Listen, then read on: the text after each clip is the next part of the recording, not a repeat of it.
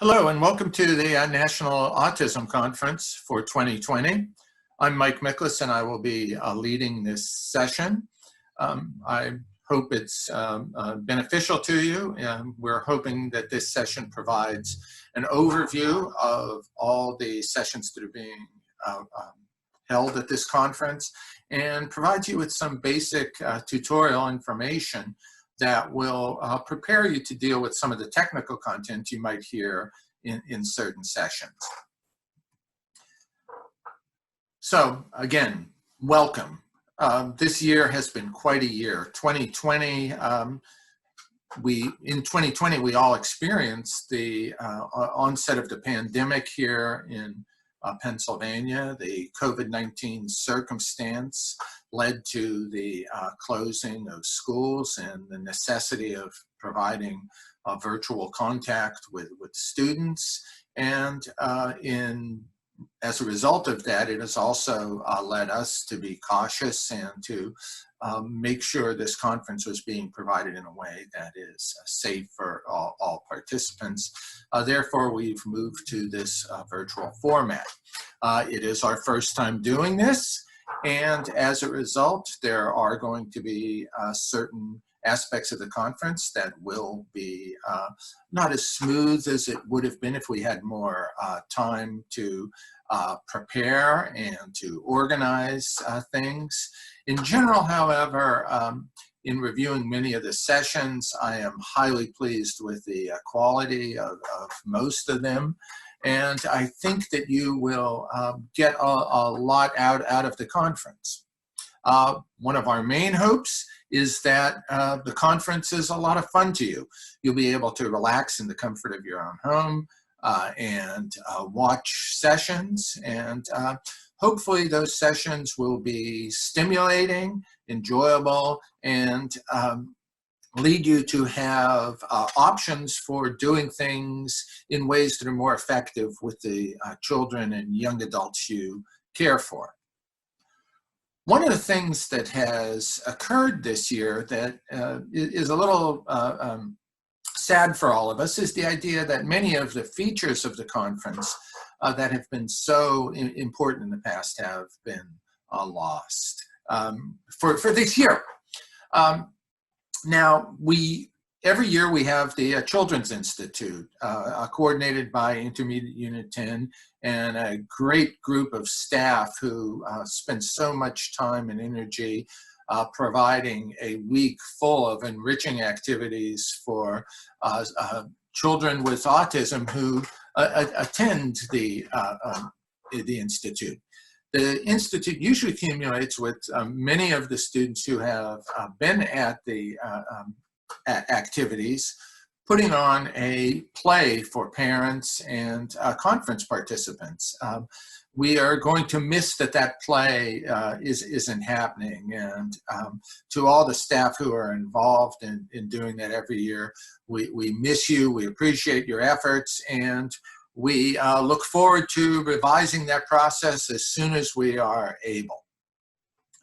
Another aspect of this conference that has been altered is the poster sessions. We are a conference that does provide peer-reviewed, empirically based posters in a session that's usually held on Wednesday afternoon of the conference, and is always a great fun, great camaraderie, and allows careful consideration of studies and reports that have been submitted to the conference. Here you see Dr. Vince Carbone reviewing a poster that involved interventions to help a student learn to communicate effectively through typing. And it was an excellent poster, and it's a shame that we're not having posters this year. Hopefully, future years we will bring those back.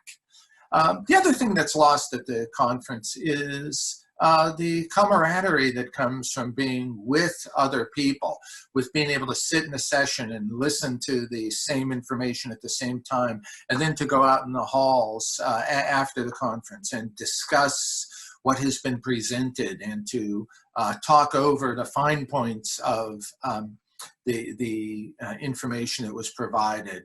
And also, speaking frankly, the joy of seeing colleagues and friends who you might not see at other times. That personal connection is lost for the time being, but our hope is that as this conference proceeds, you'll write down some of the emails of the presenters and communicate with the presenters in that way in order to have some discussions. We also hope that you're able to form networks of people who you work with, interact with, or other parents who you can discuss the content of sessions with. We hope that aspect occurs in some way that will maintain social distancing.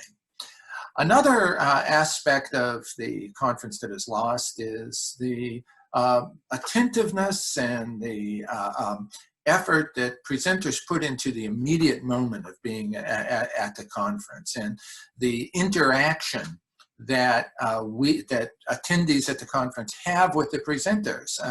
In this year's session, you won't be able to go up to a presenter after the session and ask questions. You won't see the presenters in the hall and be able to go up and talk to them and ask questions. And that is a loss. We're hoping, though, that there are certain aspects of this conference, which I'll go over in a little bit, that make up for that. But anyway, it seems like what happened with this conference is we're going back to the future. Attending the conference looks sort of like this. We gather around the screen and we look at it. And to the presenters, it sort of looks like this. We're all in little boxes talking to everybody. And, oh well, some things just have to be that way. What we will have at this conference, however, is a large number, approximately 60, high-quality presentations that can be very easily accessed. Getting on to the National Autism Conference website, you can just log on to that site, and you'll see attend sessions button, and you can click on that and you can watch the sessions. What is nice about an asynchronous format, meaning that each of the sessions have been pre-recorded and are being released, is that if you miss a session, you can go back and watch it at your leisure. All of the sessions for which there will be continuing education credits will be posted through September 4th. What this means is that if you're an educator or a professional who needs CEUs, a continuing education credit, for attending the conference, you'll be able to access those sessions and obtain as many continuing education credits as you would want from the conference. Potentially, you can get all of those credits, whereas in a live conference, you'd only be able to get CEUs for the sessions you attended. So that is a boon to the conference. The quality of sessions we have is important. I think we have a wide range of sessions covering a broad array of topics that will provide information, models, examples, and protocols that will allow teachers and parents to do things that will serve to make lives better for the children you care for. Hopefully, for the educators that are out there, this conference will allow you to teach more efficiently and practically. There certainly is a lot of information.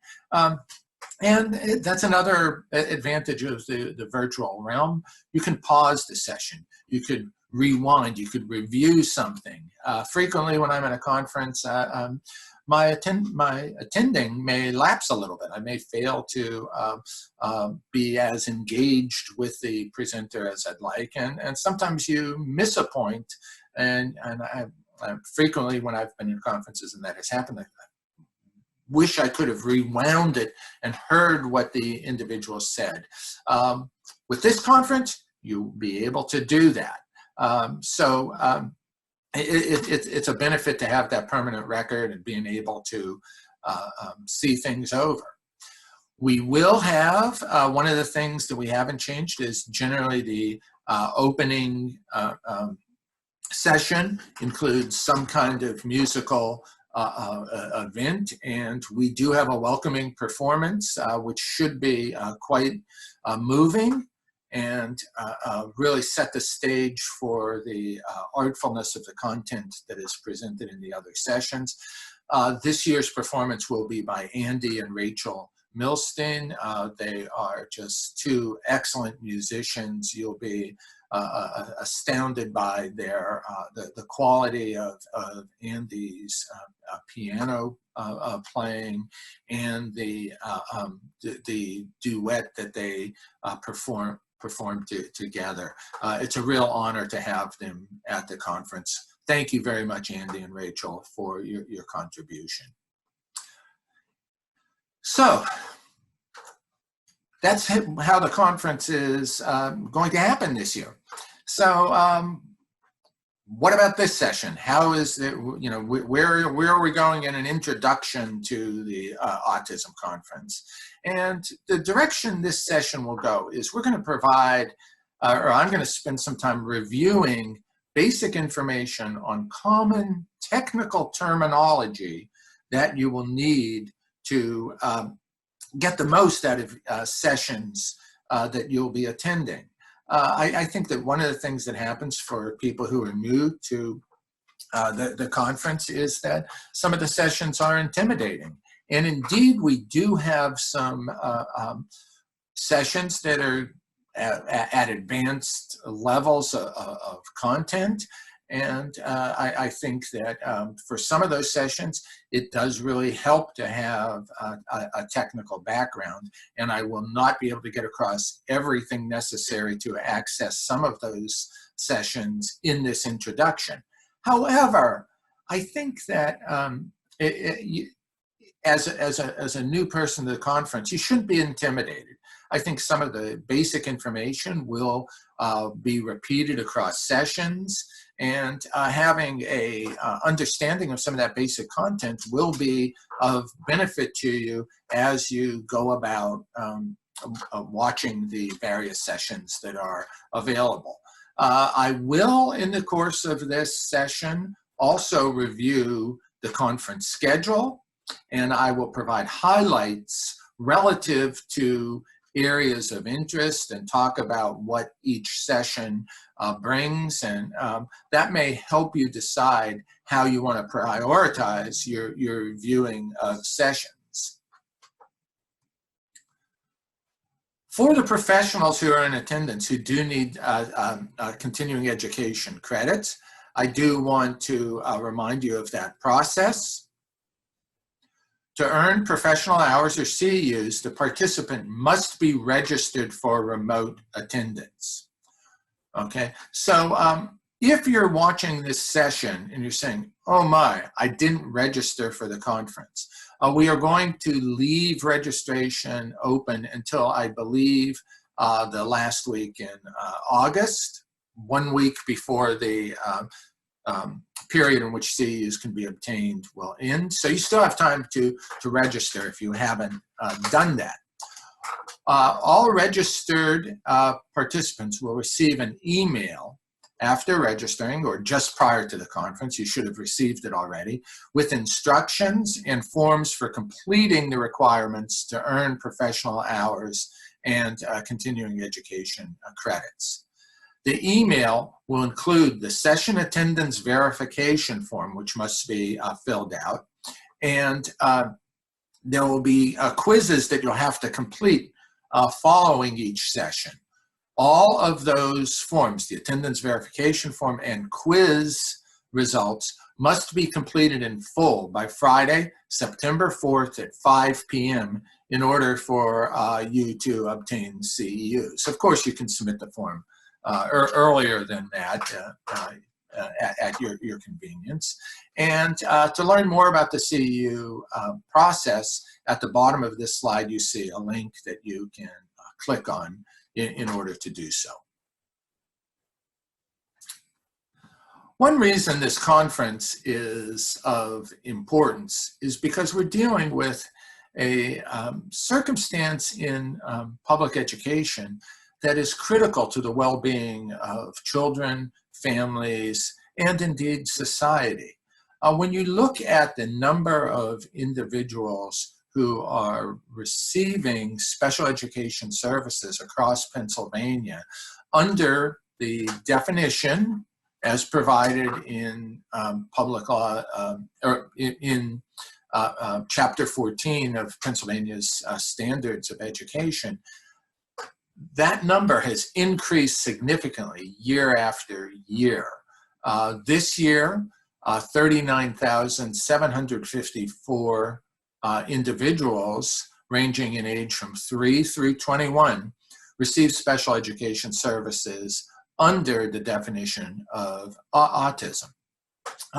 This is significant. It's leading to schools needing to employ interventions that are effective and will help educate this increasing number of students in ways that ensure that these individuals will be independent and have the highest quality of life possible.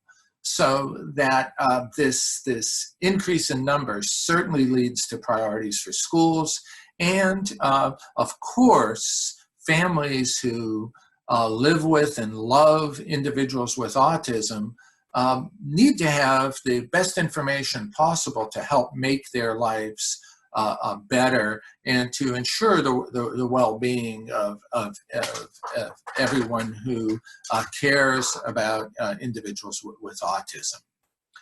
So that leads to the question, what is autism? Well, we're going to look at a definition found in the DSM-5. That's actually the DSM 299.00, just in case you are wondering. The DSM is the Diagnostic and Statistical Manual of the American Psychiatric Association, and the code is simply saying where it fits into that system of classifying disabilities that relate to behavioral differences. I'm going to go through some of the highlights of what it is that defines this condition that we call autism spectrum disorders. But as I go through this, I want you to keep in mind that no child is autism, that each child is first an individual, and for children who are said to be on the autism spectrum, that child is a child first, and they emit behaviors or ways of responding to the world that lead them to meet that criteria. I've worked with lots of children with autism in lots of different situations, and I feel very lucky to have interacted with each of these individuals.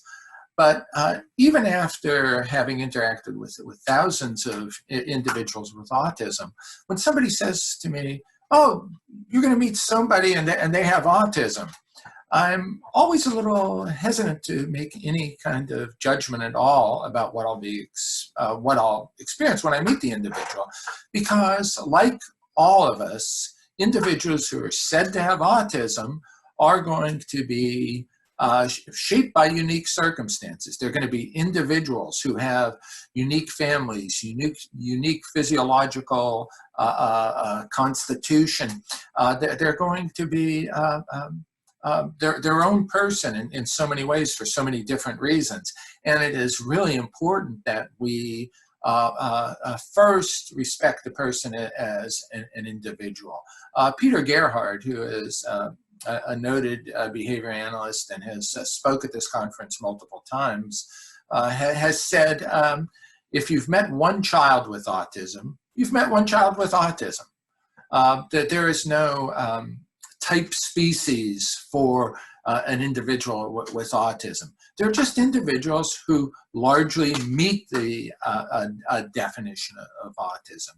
So as we go, keep in mind that it's the individual first, and that the circumstances that lead the person to have the unique range of strengths and abilities and needs, deficits, social differences that get in the way of functioning.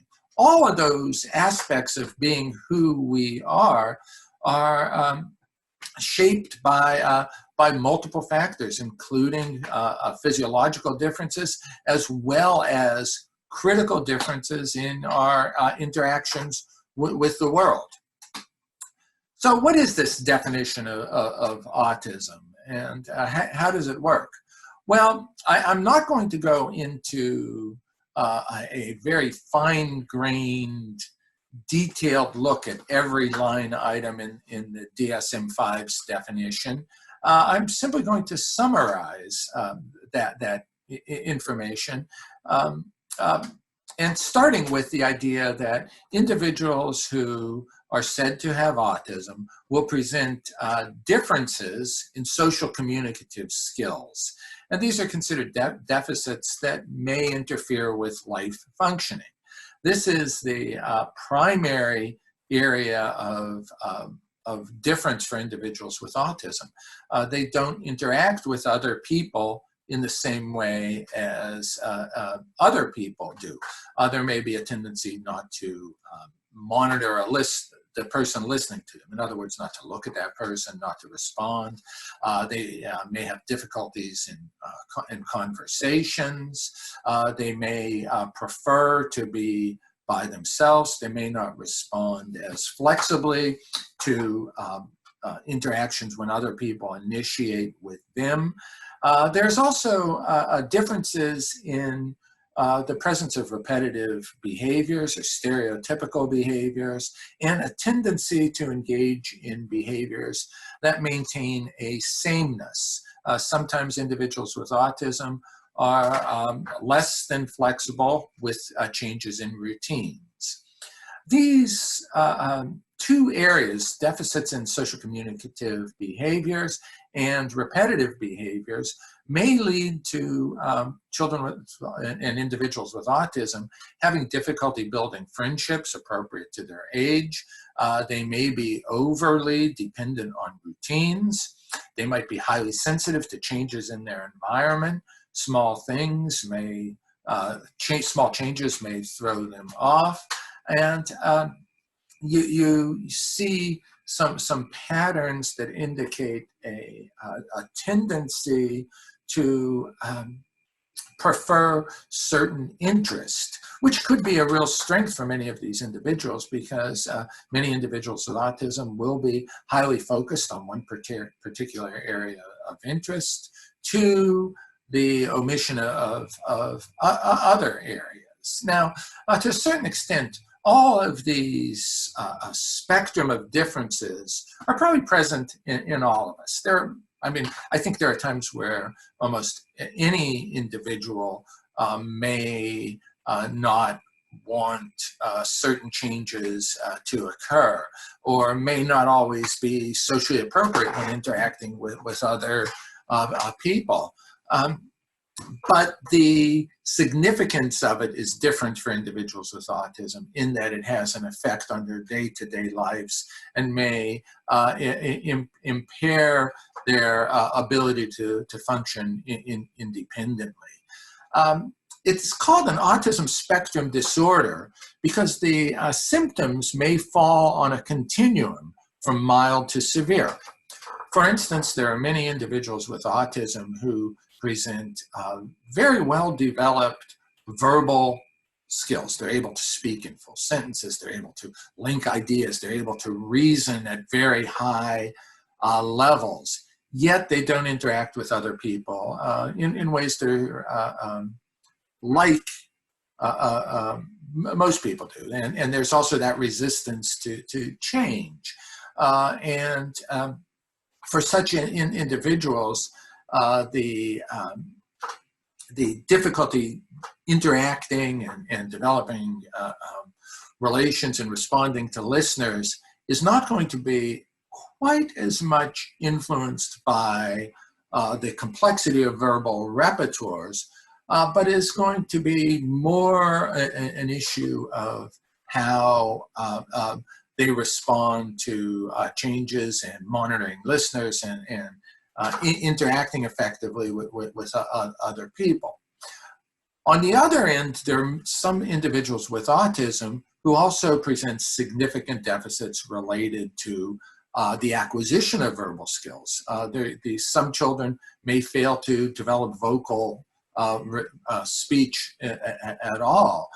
They may have a great degree of difficulty engaging in basic imitation skills.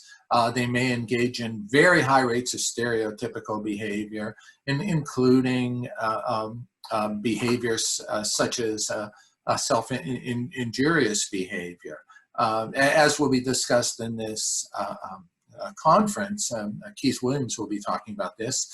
Many individuals with autism will have difficulties with feeding and maybe very selective eaters.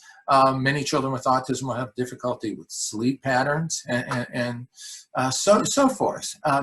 The range of symptoms or of behaviors that are correlated with a diagnosis of autism are significant.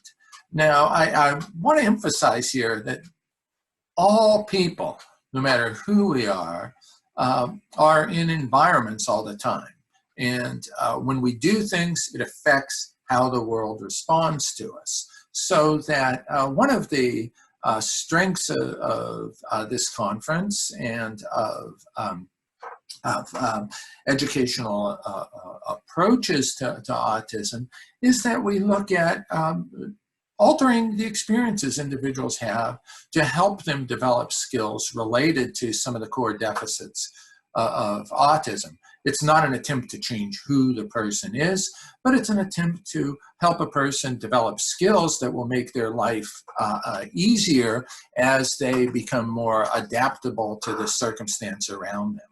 I think that all of us are able to learn and change. And the reason education is so important as a societal institution is that it leads us to develop new ways of doing things. And basically the idea here is that all children deserve a quality education that will help them develop their skills and therefore improve their quality of life on a day-to-day basis. So autism is, you may be asking yourself at this point, where does autism come from? Why do these individuals demonstrate the patterns of behavior that they demonstrate? And the answer to that is complex.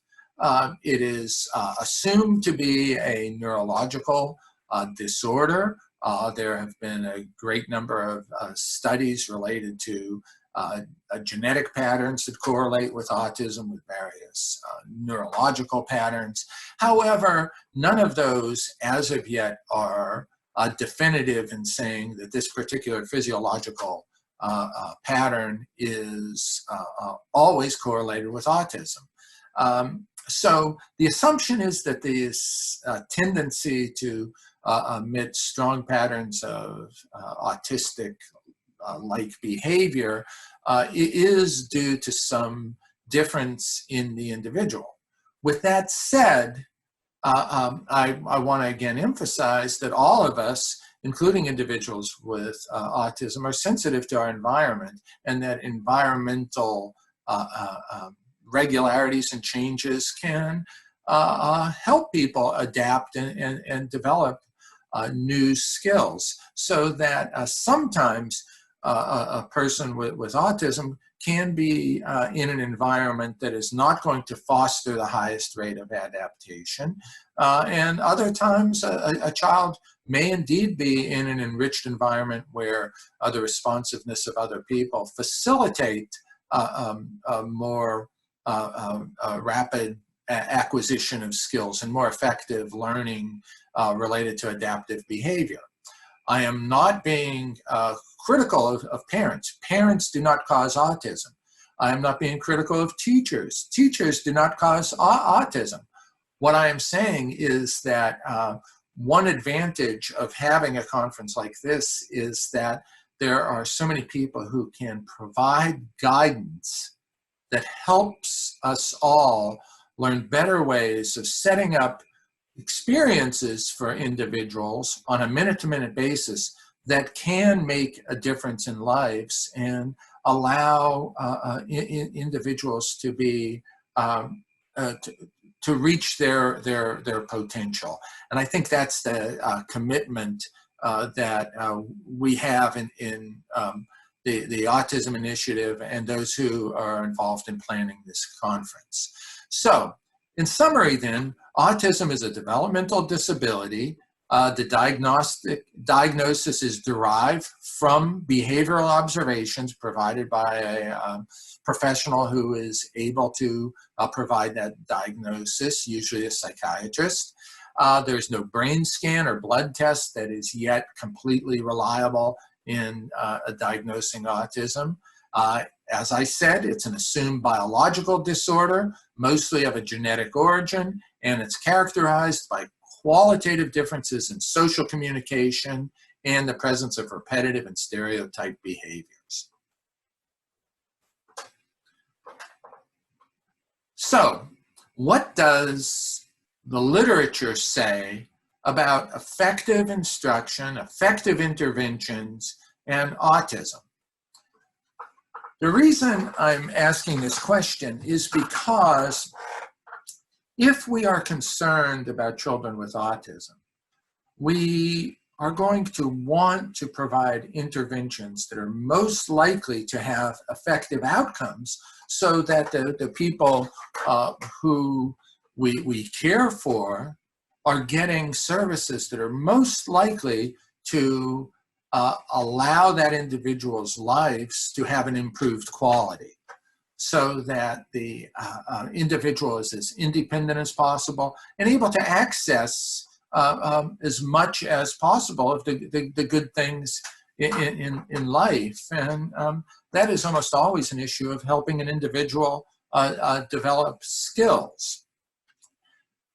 It is also an issue, however, of interventions that are derived from a scientific base. That, you know, there are a lot of things that seem like they might work to provide an intervention for certain circumstances. And generally, there's a lot of times when you're in a tough situation where you sort of hope that there is an intervention that works, and you go out there and you look for some cure. And in today's world, that is a tricky circumstance. The internet is just full of magical miracle cures. And frankly, many of them could be dangerous for health conditions. Now, with that said, what I'm saying is that we need to pick interventions that have been shown to be derived from a base of information that allows you to say, yes, when this is done, this is the likely outcome, and are also designed in a way that say, if I do this, this is what I should see. And then if it doesn't happen, you can make a change.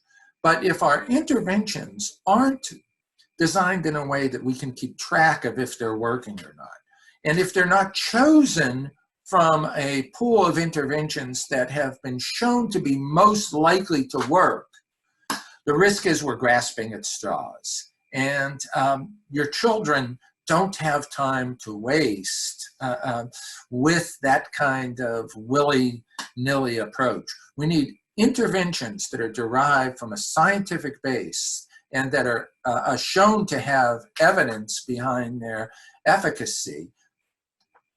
coupled with the idea that the intervention itself must be able to show efficacy.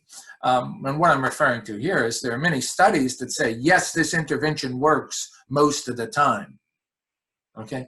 And those are the ones you want to start with, but most of the time isn't all of the time. So when you're implementing the intervention, you have to have a way of checking whether that intervention is actually working or not for your child. And if it's not, then you need to make a change. That kind of information should be guided by people who are skilled to make those kinds of decisions. Educators who are well trained in progress monitoring, in looking at data, taking data, and evaluating that data and assessing whether to make a change. What has been shown and this is what I'm about to talk about, is that for most evidence-based approaches to autism, interventions are guided by the principles of applied behavior analysis for the very reasons I just mentioned. Behavior analysis allows one to define what it is that you want the individual to do as a result of interventions, and sets up a way of clearly measuring whether the intervention that you provide is delivered like it's planned to be delivered, and whether it has an effect on what the child has learned to do or not. That is a powerful principle and probably underlies the results of what I'm about to show you. So the National Autism Center Standards Report probably provides one of the most thorough and relevant summaries of research related to autism interventions that have been done. It has adopted the definition of evidence-based practice offered by David Sackett and his colleagues. It's an evidence-based, meaning that evidence-based practice is the integration of best research, empirical research, evidence, professional judgment, and values and preferences of clients. What this National Autism Center Standards Report did was look at lots of studies, 1,000 studies that have been published, and it's the largest review of studies for individuals with autism. And they very carefully set criteria. What are the criteria that will decide whether this is a good study or not a good study? What are the criteria that show whether the study works or doesn't work? They summarized all that data in a report and evaluation that is available and can be retrieved from the web address you see at the bottom of this slide. If you simply Google National Autism Center Standards Report, a copy of that report will show up in your search. Here is what the findings of that study were. Basically, if you look at this, phase 1, phase 2, or phase 1 is the black bars, phase 2 are the yellow bars, and the sum total of both are the blue bars. When you look off to the left, the first set of interventions are behavioral interventions, interventions that were directly derived from the field of applied behavior analysis. What the report goes on to say is that almost all of the other interventions were guided by behavior analysis.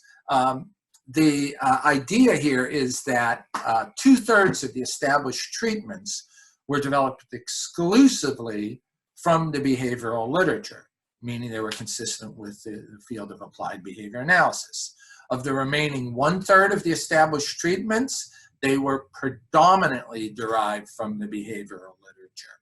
This pattern of findings suggests that treatment from the behavioral literature has the strongest research support. In the efforts across Pennsylvania, the Patent Autism Initiative focuses primarily on interventions derived from or relying on principles of applied behavior analysis. The reason for that is that the research is clear that that conceptual model provides the best chance of developing educational interventions that are going to work and work in a way that is not trivial and that can be verified. The National Autism Center's standards report is not the only meta-analysis that has been done of autism interventions. There have been multiple studies. Most significantly, the Frank Porter Graham Center's evidence-based practices for children, youth, and young adults with autism spectrum disorders, published in 2014. That review, I would advise you to look it up and read it. I'm just going to summarize in just a few lines. Continues to support the idea that most effective interventions are going to be derived from behavior analysis.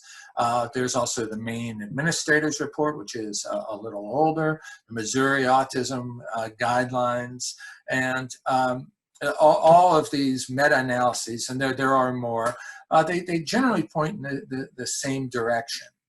Additionally, there are numerous research articles published in a wide range of behavioral, educational, and disability-focused peer-reviewed journals that are coming out frequently since the time of those meta-analyses, those summary analysis, that basically point in the same direction. I think there are also a number of studies that are focused not solely on students with autism, but on specific behavior, like situations, like how do you teach social skills? How do you teach a child to make requests? And some of those studies may not include children with autism, but are critical in showing that the intervention is effective in addressing the issue that a child with autism may present. And then again, as I said, one of the advantages of behavior analysis is that it provides a structure for looking at student level data. It's a structure that allows you to look at, if you design this intervention, does it indeed get the results that you were looking for? And if it's not, that kind of data can then suggest, well, let's tweak, let's look at why that intervention isn't working, make a change, and then see if the intervention works.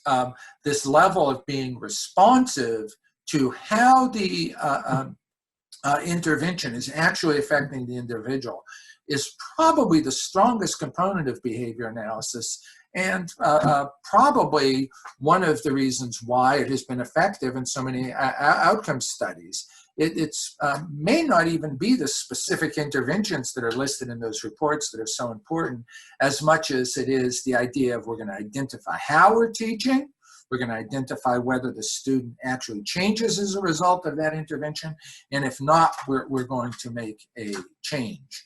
That's not to say that the particular instructional protocols and methods derived from a behavior analysis aren't important and shouldn't be the starting point.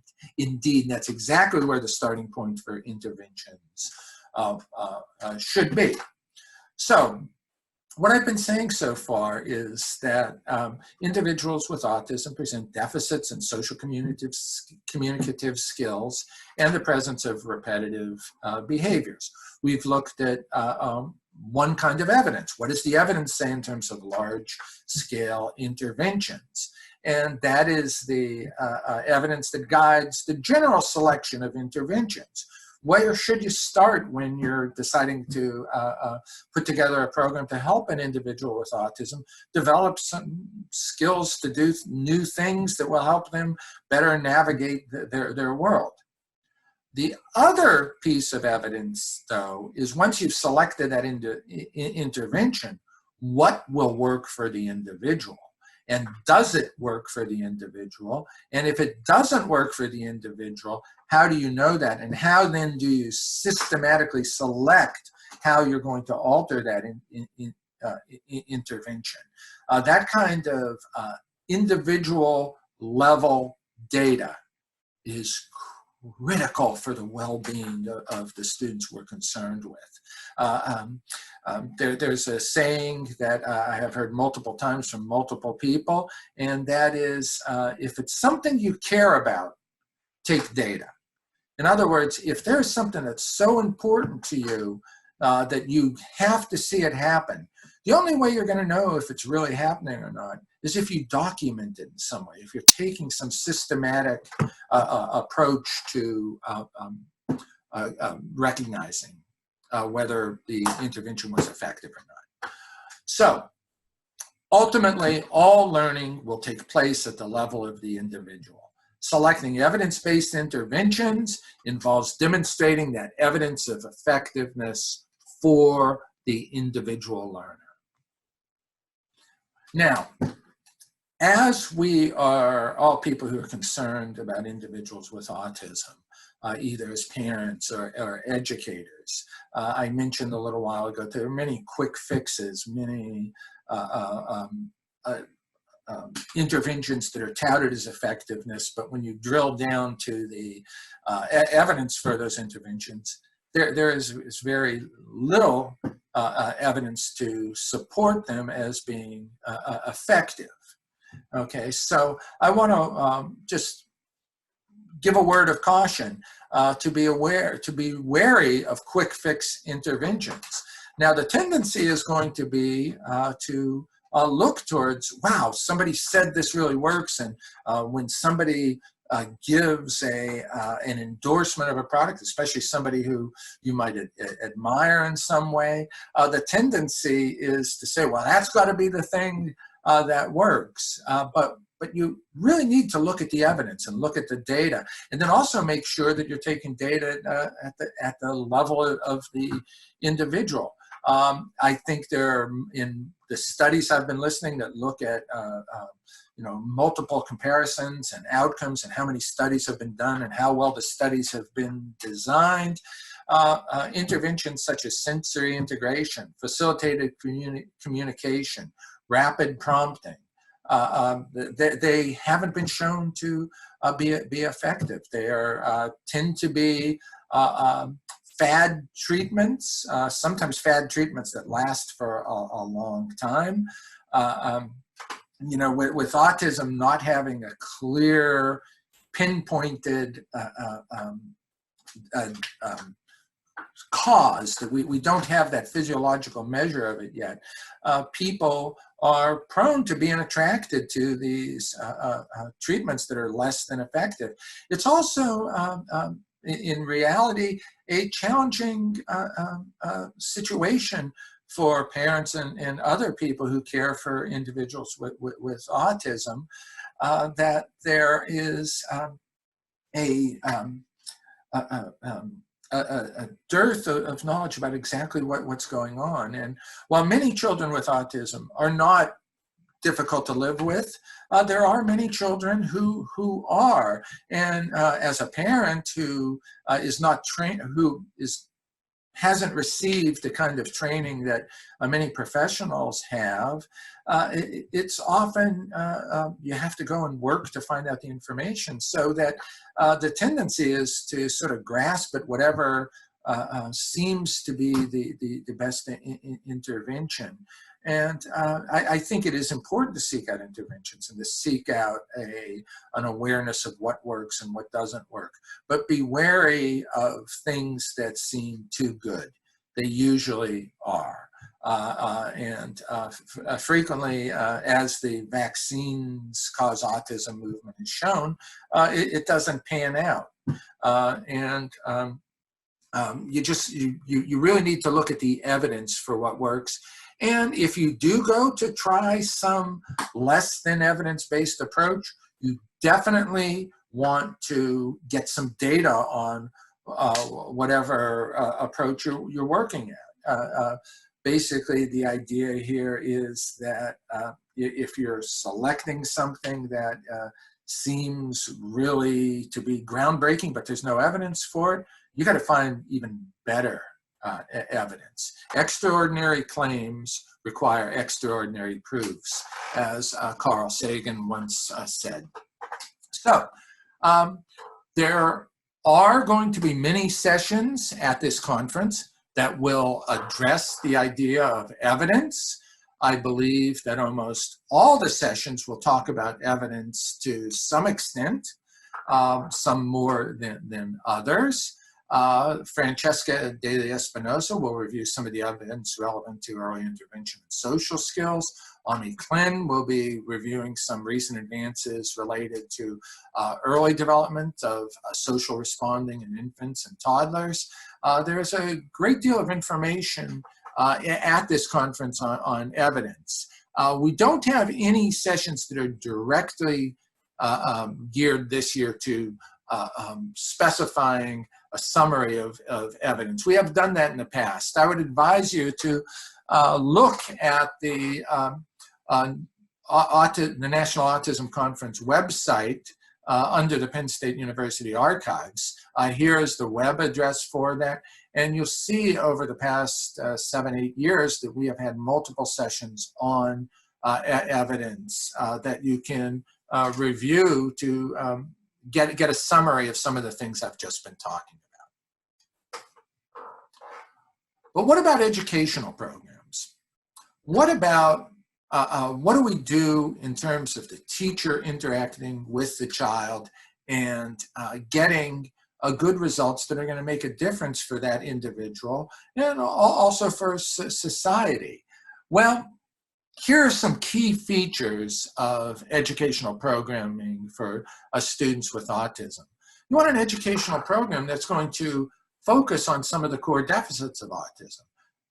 Interventions should address those social communicative competencies and help a child become flexible in their responding and in their response to other people. Social skills training is an important piece of the picture. One thing that is known about learning in general is that learning isn't a passive process, that we basically learn by doing things, by being active responders in the world around us. So that educational programs that are going to get the best results for children with autism, and this is true across the board. It's not only with children with autism, it's true in educational programs in general. You want students to learn, provide them with many opportunities to respond to the content that they're being taught. So in order to teach language skills, you've got to provide lots of opportunities for students to behave as a speaker, to have practice speaking and listening. This leads to practicing what? It's practicing skills. Your instruction should be guided by explicit criteria. You should know what you're teaching, how you're teaching it, and what is the criteria for the student learning. That kind of definitional issue about the lessons you're providing are likely to get the best results. The other thing is that you could do all of those first things I just mentioned. You could be focused on the core deficits. You could be providing high rates of active student responding, and you can have a nice, well-defined way of teaching and measuring outcomes. But if things aren't getting better for the learner, if things are not getting better for the learner, it's unlikely that anything else is going to work. You need to have circumstances that result in positive outcomes that benefit the learner. This is the idea of positive reinforcement, which I will be talking about in a little while, which on one hand is one of the most powerful tools we have across education. But it is also one of the most misunderstood concepts and sometimes abused concepts. The idea here is that there are not too many things we do that don't result in better outcomes. If things get worse for us after we do something, we're less than likely to do that in the future. So that by arranging instruction so that things get better after I'm doing something that is going to help build some skill for me, that will increase the probability that I do that skill in the future. Again, the skill's only going to be important if it's building to greater independence. And the consequences sometimes need to be very contrived and explicit and direct, but eventually we need to make sure that the consequences that are maintaining behaviors and maintaining the skill sets that lead to greater independence are built into the circumstances in which the child will actually be behaving, so that there is this need to understand what is it the child's going to do and how is doing that going to make things better for them. This requires a look at what things are important to the child, and also looking at being aware of the student's interests, their personality and skill sets, and taking advantage of those items in planning. There are many ways of teaching skills, but if we focus on things that are valuable to the child, you're likely to not feel like you're pushing the river, like you're moving the child in a direction that is consistent with things that are of value to them. Quality instruction is also focused on data, as I had said before, that we have to be measuring whether what we teach actually works. And finally, the idea here of quality education isn't something that resides in one person. Quality education is a collaborative venture. It's a piece of effort that is shared by teachers, by parents, and by the student.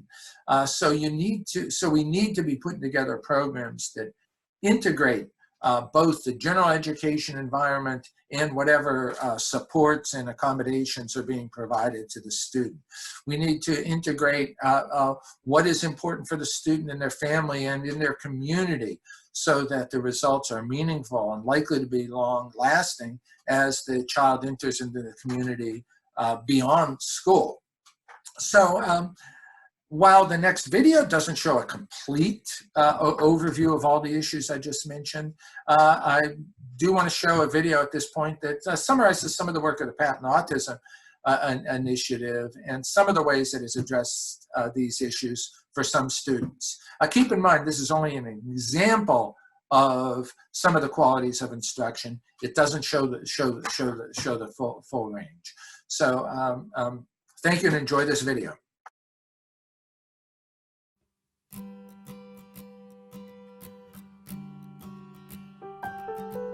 At the beginning of the school year, we visited this classroom serving students with autism. There was clearly a need on behalf of well-serving teachers for additional learning and effective instructional techniques.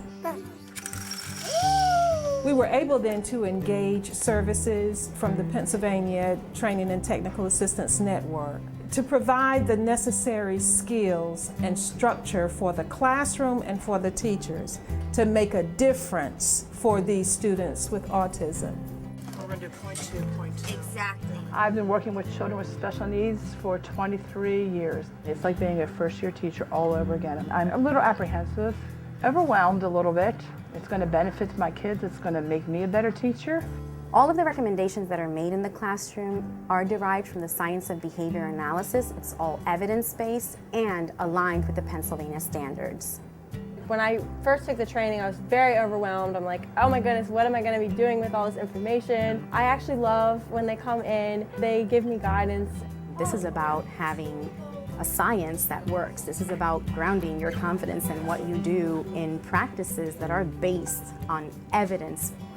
Training can't be left to chance. Successful implementation of this program requires a staff that is willing to learn new things and then to implement that consistently on a day-to-day basis. Trayshawn just turned 6 years old. In fact, this is his first full-time experience in school anywhere. He definitely has the intelligence, but his behaviors are at this point stopping him to learn all those things that kids his age are learning. Trayshawn's VD MAP assessment indicates that he is able to consistently request 6 items. He can label about 30 items, and can also match identical items and complete simple and set puzzles. Research demonstrates that applied behavior analysis works with students with autism, and we now in Harrisburg have the data to show that, and it is working for our students. Cash was a student who came to us with significant problem behavior. He had several tantrums a day which lasted for hours. He was kicked out of his first daycare center at 2 years old. Every day there was an incident with him. He had no verbal communication whatsoever. From Cashian's VB map assessment, we were able to identify that he can request about 10 different items. He is also able to label about 50 common items and can match identical and some non-identical pictures. When we first started working with Sheree, what we saw a lot of was Sheree playing on the trampoline all by herself. What we're trying to do is show her that approaching adults gets her good things. We want them to know that communicating is going to make their life better. Darian is a 7-year-old boy. This is actually the first time he's receiving autism support of any kind. He can be quite a handful. When he first came to me, he would hit me, kick me, but the patent team has helped me significantly in getting his behaviors under control. One of the key things that has happened over the course of the past year is that teachers have focused on teaching, making sure children are learning important skills, and as a result of those efforts, children are now engaged, they enjoy learning, and there's no need to engage in problem behavior because good stuff is being obtained through the learning process. This effort helps to prepare students with the appropriate skills necessary to be successful in inclusionary settings, in the classroom, with their families at home, with kids on the playground, inclusion in life. But it all starts here. When Sheree first came to my room, I couldn't even get her to sit down. By pairing instruction with known reinforcement, I was able to gain instructional control with Sheree. She has gained over 570 skills. Trayshawn has acquired over 500 new skills this year. His ability to communicate has made his life in school and at home so much better. Trayshawn was really combative. He's come a long way this year. He's better with his classmates. He's ready to go to school every morning. I'm proud of him. Within the past year, Darian has acquired about 340 skills. He almost has no occurrences of problem behavior, and he's such a joy to work with. The techniques that we've employed, such as errorless teaching, have led to these changes. You see the change, and when you see the change as a consultant coming in, it's amazing to see the growth and the progress that the teachers and the students have made in Harrisburg School District. They are taking good data. They know what they're teaching. They're using assessments to guide day-to-day behavior in the classroom. Cashian has had an amazing year. He has acquired over 700 new skills. Cash loves school. He's a totally different kid, verbally and emotionally. Now you can take him anywhere with no problems. He is able to play alongside other kids and invite them in his play space, which is a great big deal. I'm very proud of him. I love you. It's like a different classroom. All the students are on task. It's miraculous. I don't know what other word to use. Patent has been the most amazing support that I've ever had in my life. It took me 22 years to realize this is probably what I should have been doing all along. Evidence-based teaching has made me a better teacher because I know I'm making a difference in their lives, and I could see that. I'm making a difference. The beauty of all of this is the science of ABA, and it's what gives us the ability to be effective with staff and in turn have them be effective with their students. It's an absolutely amazing and wonderful feeling to walk into Harrisburg School District. It's imperative that this type of evidence-based practice be continued to show the growth and change the lives of the students that they serve. What a difference a year makes.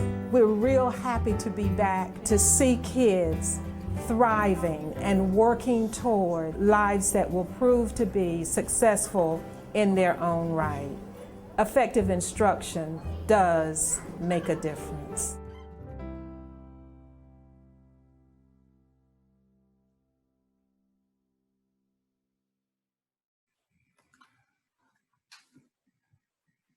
So that video summarized one example of quality instruction in a school district in Pennsylvania.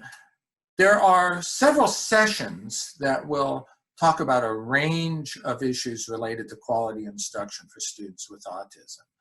Session 21 will be provided by Andrew Beulah, and he is going to talk about the topic, "The Learner is Always Right, Instructional Design for Autism Spectrum Disorders."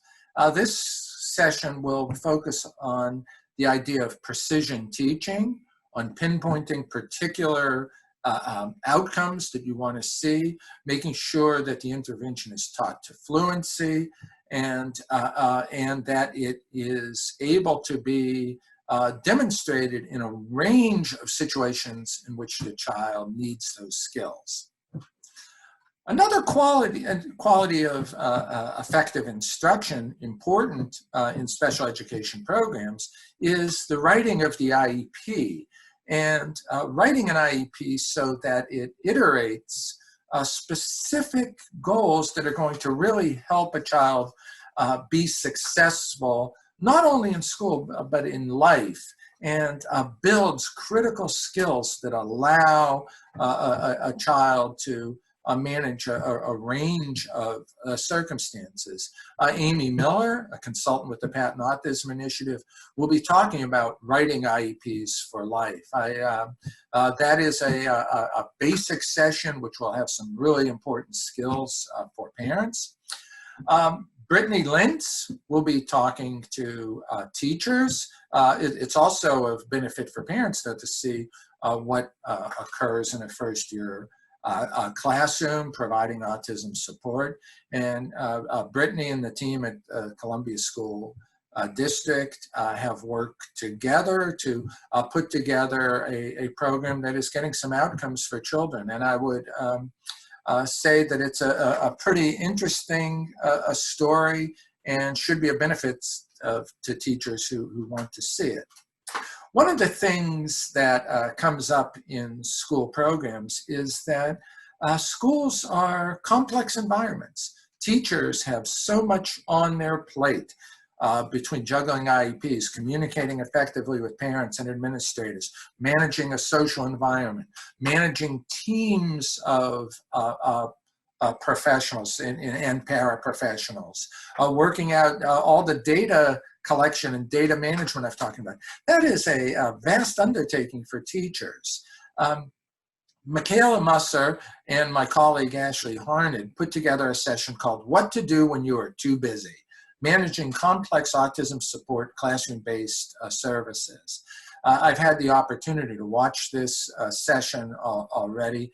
It is just very well done, very entertaining, and a thorough overview of some management strategies that will help increase the quality of education teachers are providing.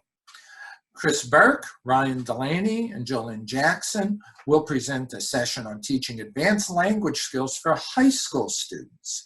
And they will talk about interventions that are highly structured, utilizing an approach known as discrete trial instruction, but they will also talk about how to expand an older student's skills related to how they talk in natural conditions and what do they need to manage school environments, work environments, and community interactions.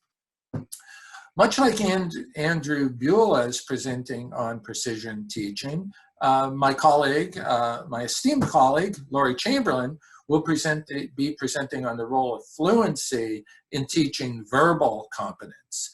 In other words, the idea is that for a skill to be strong in one's repertoire, one not only has to know how to do it, but you have to be able to do it at a level where it's going to be easy for you.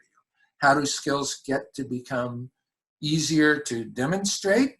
It's through lots of practice, and practice doing it consistently and flexibly. Lori is going to focus on how to build fluent skills related to verbal competence. It should be an excellent topic. Jared Campbell is also a patent consultant, and he has been collaborating with the Autism Initiative for a number of years now. And Jared is just a superb instructor and educator. And he is going to iterate, what are the first steps in teaching math skills to students? Math is often seen as an intimidating area, and I think Jared does a great job in bringing it home as something that is doable and certainly critical to the well-being of students in their academic progress and in life. We can't get by in this day and age without having solid skills related to math. So Jared's session is, for anybody interested in that topic, is definitely worth attending. So as I said a little while ago, applied behavior analysis seems to have a large amount of evidence supporting its use in educational programs. So I think with that said, what I'm going to do now is go through the basic principles of applied behavior analysis. And I'm going to be working from a position in which I'm describing applied behavior analysis as not a specific thing or a procedure, but rather as a systematic approach to evaluating how the behaviors of individuals systematically change in relation to ongoing and past circumstances in which the person behaves. In other words, behavior analysis is a way of looking at what is going on in the environment, how does it predict what the child will do, and if we change the circumstance, does it change how the person responds? It's a very basic kind of way of looking at the interactions a person has with the world around them in a systematic and conceptually sound framework that is self-writing in so many ways, meaning that if something is chosen to be done with a particular individual and it's not working, behavior analysis allows the systematicity that can result in analyzing why or why not something is working. So what is applied behavior analysis? In summary, it is the application of science to science and learning to socially significant human behavior. Applied simply means that you're looking at socially significant behaviors to change, and we're using the principles of behavior change in those conditions that are going to matter to individuals.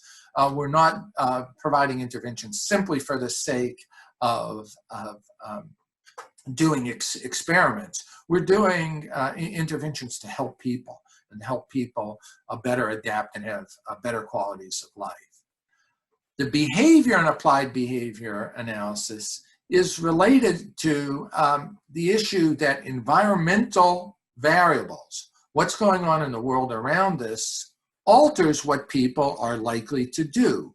And that if environments change in ways that are regular and systematic, it should have a regular systematic change in the way people respond.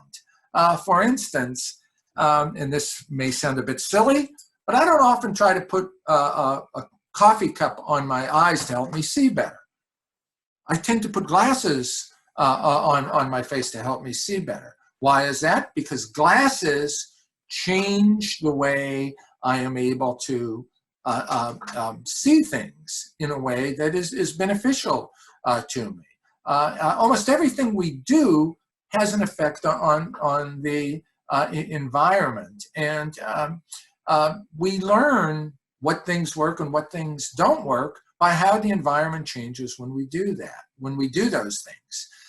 And that's what the behavior and behavior analysis means. It's a study of observable responses that a person makes that we consider learning to be demonstrated by a person's behavior, by observable and measurable movements that the person makes in their environment. And then we look at those observable behaviors in relation to observable events in the environment. And there are so many examples of behavior, because behavior is continuous, that we can use. We sit in a chair when our legs are tired. So if somebody's been out walking for a long time, it's predictable that when they see a chair, they're going to sit in that chair. We use words reliably. So the word George Washington is more likely to come up in the environmental condition when somebody is talking about presidents, particularly first presidents. That response is going to be more likely to occur.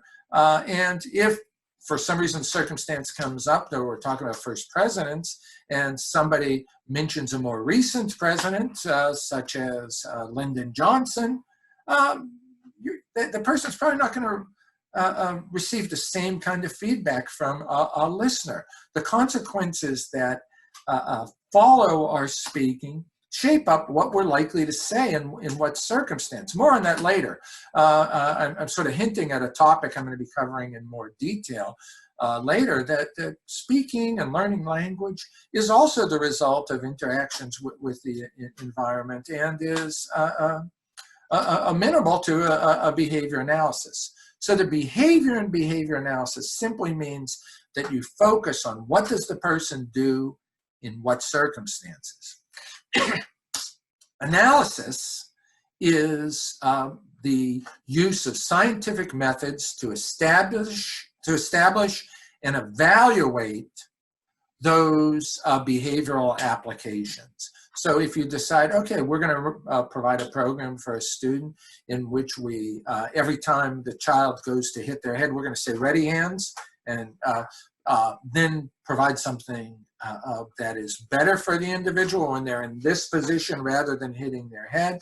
That if we assume that's going to work, we're going to take some information. We're going to take count of how many times the child is hitting themselves, or how often they hit themselves over some period of time, so we can see if the intervention in the long run is decreasing the frequency of a particular problem behavior. We could also take this kind of data and this kind of focus on analyzing our interventions for behaviors related to learning.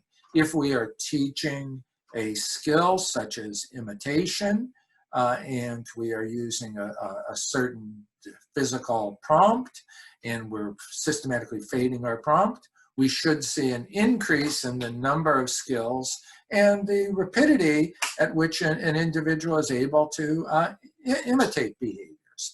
And we will track that somehow. I will be covering some information on data and how to evaluate data and the kinds of data that might be presented in this conference in just a little while. Remember that applied behavior analysis is a process. It's not a procedure. Almost any procedure can be evaluated through the use of applied behavior analysis. Applied behavior analysis has led the use of applied behavior analysis has led to an increased likelihood of people asking for this kind of service. Why? Because applied behavior analysis, as mentioned earlier, seems to work. And because it works, many people want this kind of service for the people they care for. With that said, just like any intervention or a model, there can be circumstances in which the service is not provided up to the standards that are established. The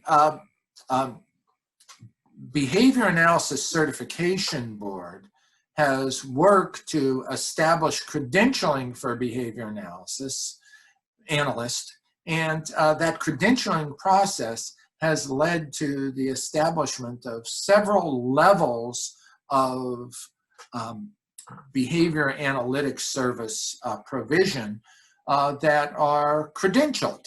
And you will hear in places, well, we need a BCBA to assist with with this child's programming, and or my child is being provided interventions through an RBT. And you'll hear these terms being used at this conference as well. So it might help if you have some understanding of the terms. BCBA stands for Board Certified Behavior Analyst. And BCBAs are either at a master's level or a doctoral level. The BCBA indicated at the doctoral level being indicated by BCBA-D. This is the level at which these professionals are able to analyze and supervise other behavior analysts, and it is a full certification level based on standards that are established through the BACB, the Behavior Analysis Certification Board. A BCABA is a bachelor's level provider of behavior analytics services, and those services are provided under the supervision of a BCBA. And then BCABA stands for Board Certified Associate Behavior Analyst. RBT stands for Registered Behavior Therapist, and it's basically a high school level credential, and the RBTs provide or have a focus on practice and are always guided through the supervision of BCBAs. So why is it helpful to have these certifications? The basic reason these certifications were established was to protect, as the BACB states, to protect consumers of behavior analysis services worldwide by systematically establishing, promoting, and disseminating professional standards. If you have somebody who's a BCBA, you are sure that they have been trained in the standards and task list that is established on the BACB website. The task list is a thorough list of skills that are important to the practice of behavior analysis, and in order to obtain certification as a behavior analyst, you must demonstrate competence related to all of the skills listed on the task list. There will be quite a few sessions at this conference related to board certification and behavior analysis.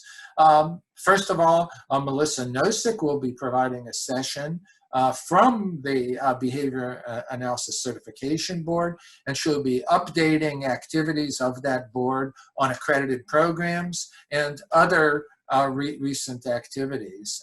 Anybody who is functioning as, who is currently certified will certainly be interested in this session, as will people who are in certification programs as well. And I would suggest that parents and teachers who are interested in making sure there are quality interventions in place, you may indeed want to tap into that session to find out more about the specifics of behavior analytic practice.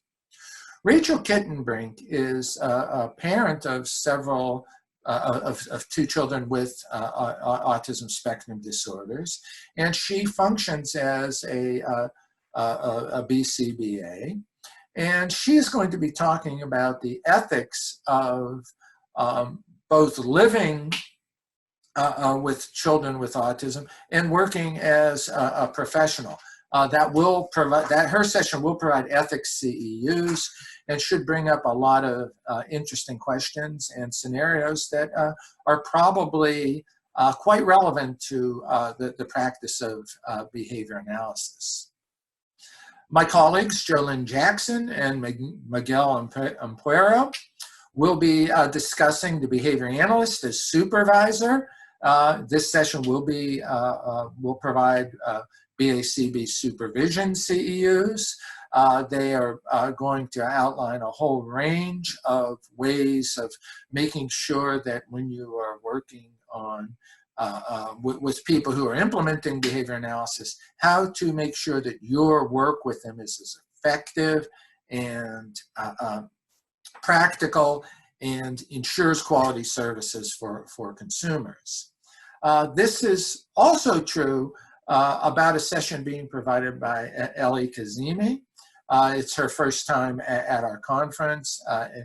Kazemi is a world-class behavior analyst, and she will be talking about holding tough conversations as a strong leader and supervisor. My friend, Jonathan Ivey, will be talking about engineering staff and student success, this idea of how to establish a behavioral system of support in classrooms. We're very honored to have Jonathan back with us for this conference, and his session will be providing ethics CEUs for behavior analysts.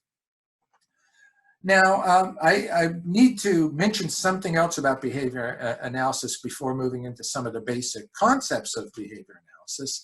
And this is the point that many people have over the years equated the practice of behavior analysis with autism interventions.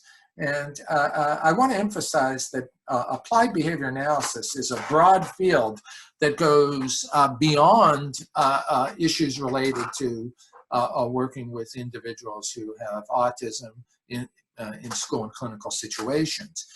Behavior analysis has shown to be effective across a wide range of issues and human performances.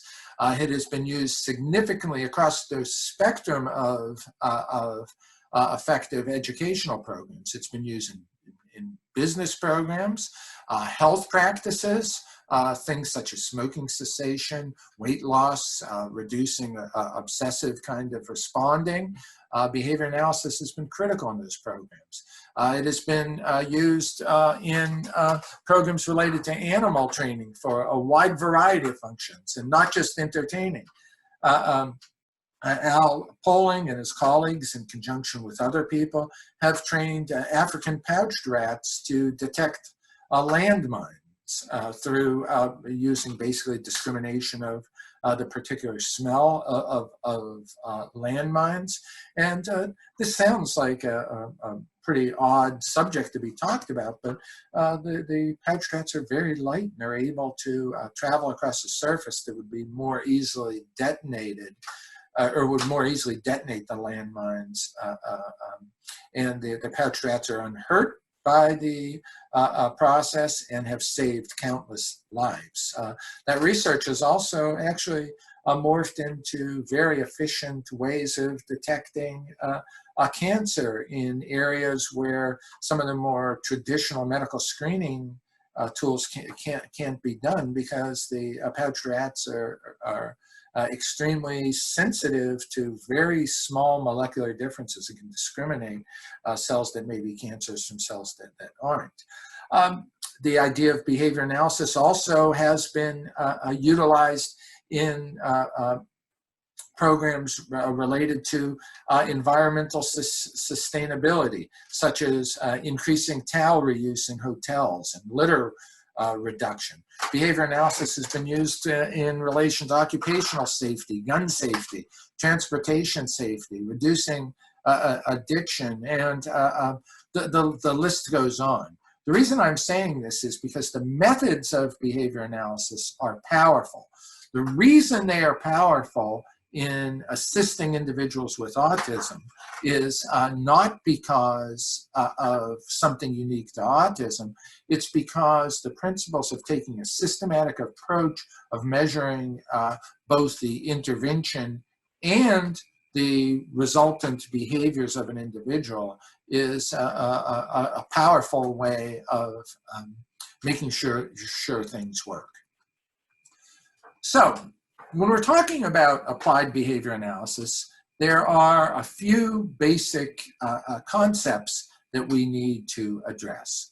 First of all, most behavior analysis are concerned with what's called operant behavior. And the idea of operant suggests that when we do things, we are doing things in an environment. We're operating on the environment to cause certain results. That we use a fork to get the food on a spoon. So the behavior of using the fork gets food on the fork, and we can then eat it. When you are driving on a car, we step on the brake to cause the car to stop. That the behavior is emitted, the person does that behavior in order to affect the environment in some way. And if we can consistently analyze even complex responding, we can figure out what are the antecedents and consequences that may make it more likely that a response will occur. So in behavior analysis, we are frequently looking at the relation between what's going on in the environment before a person does something, the antecedent conditions, what is it the person does, and what effect does doing that behavior have on the environment? What is its consequence? Well, I'm going to show you a video now of this relation, and it'll sort of talk about ABCs in relation to a school program.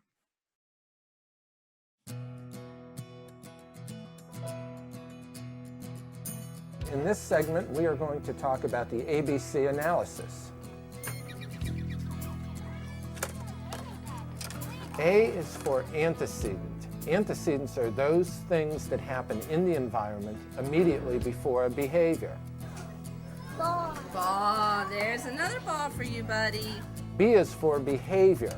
Observable behaviors are things that the student actually does. They are the movement of the student in their environment. Behavior is important because it provides us a way of measuring student progress. And C is for consequence. Consequences are those events that occur immediately following a behavior. What's that? She'll be sleeping. Oh, awesome. Remember, the antecedents and consequences of behavior that matter the most are those that happen immediately before or immediately after the behavior. Consequences that make behavior more likely in the future are known as reinforcement. Your turn with the frog. Aspects of the antecedent condition that make behavior more likely to occur and establish the value of certain events as reinforcers are known as motivating operations. Antecedents that are associated with reinforcers being available are known as discriminative stimuli. Touch, cat. Remember that motivative operations have to do with the value of reinforcers, but discriminative stimuli have to do with the availability of reinforcement. Before I begin teaching, I need to establish motivation for the reinforcers being used during the teaching session. Once motivation is established, I can begin presenting my directions. Touch the toothbrush. Prompts are also part of the antecedent condition. What is it? Keys. Keys. After the antecedent condition, we're focused on the student's behavior. Kyle says, Moo. what am I doing? Sneezing. Where's the puzzle? Do this. Blocks. Reinforcement follows the behavior. You're going to, show me. Most learning that is important for students with autism will be analyzed through the process of looking at antecedents, behavior, and consequence. For more information, visit the Patent website.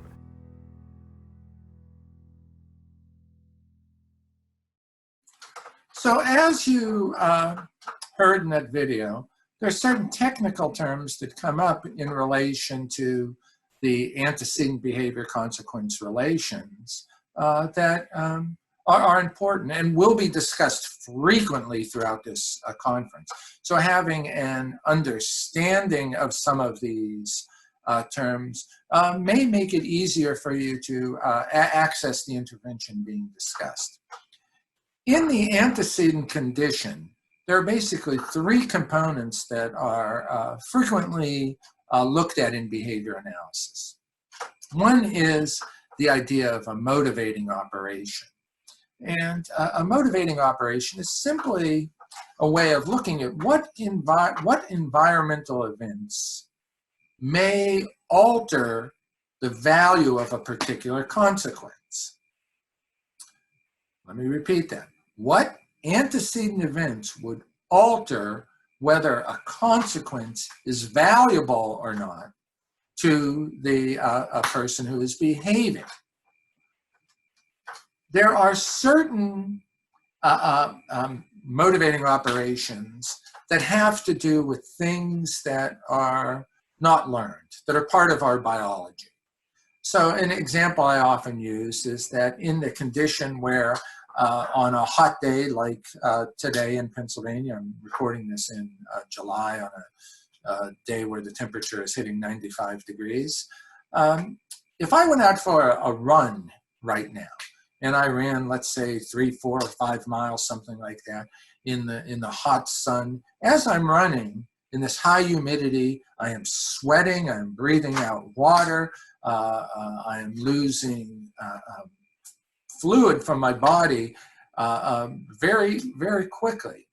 That loss of fluid means that I am becoming deprived of something essential for life, meaning water.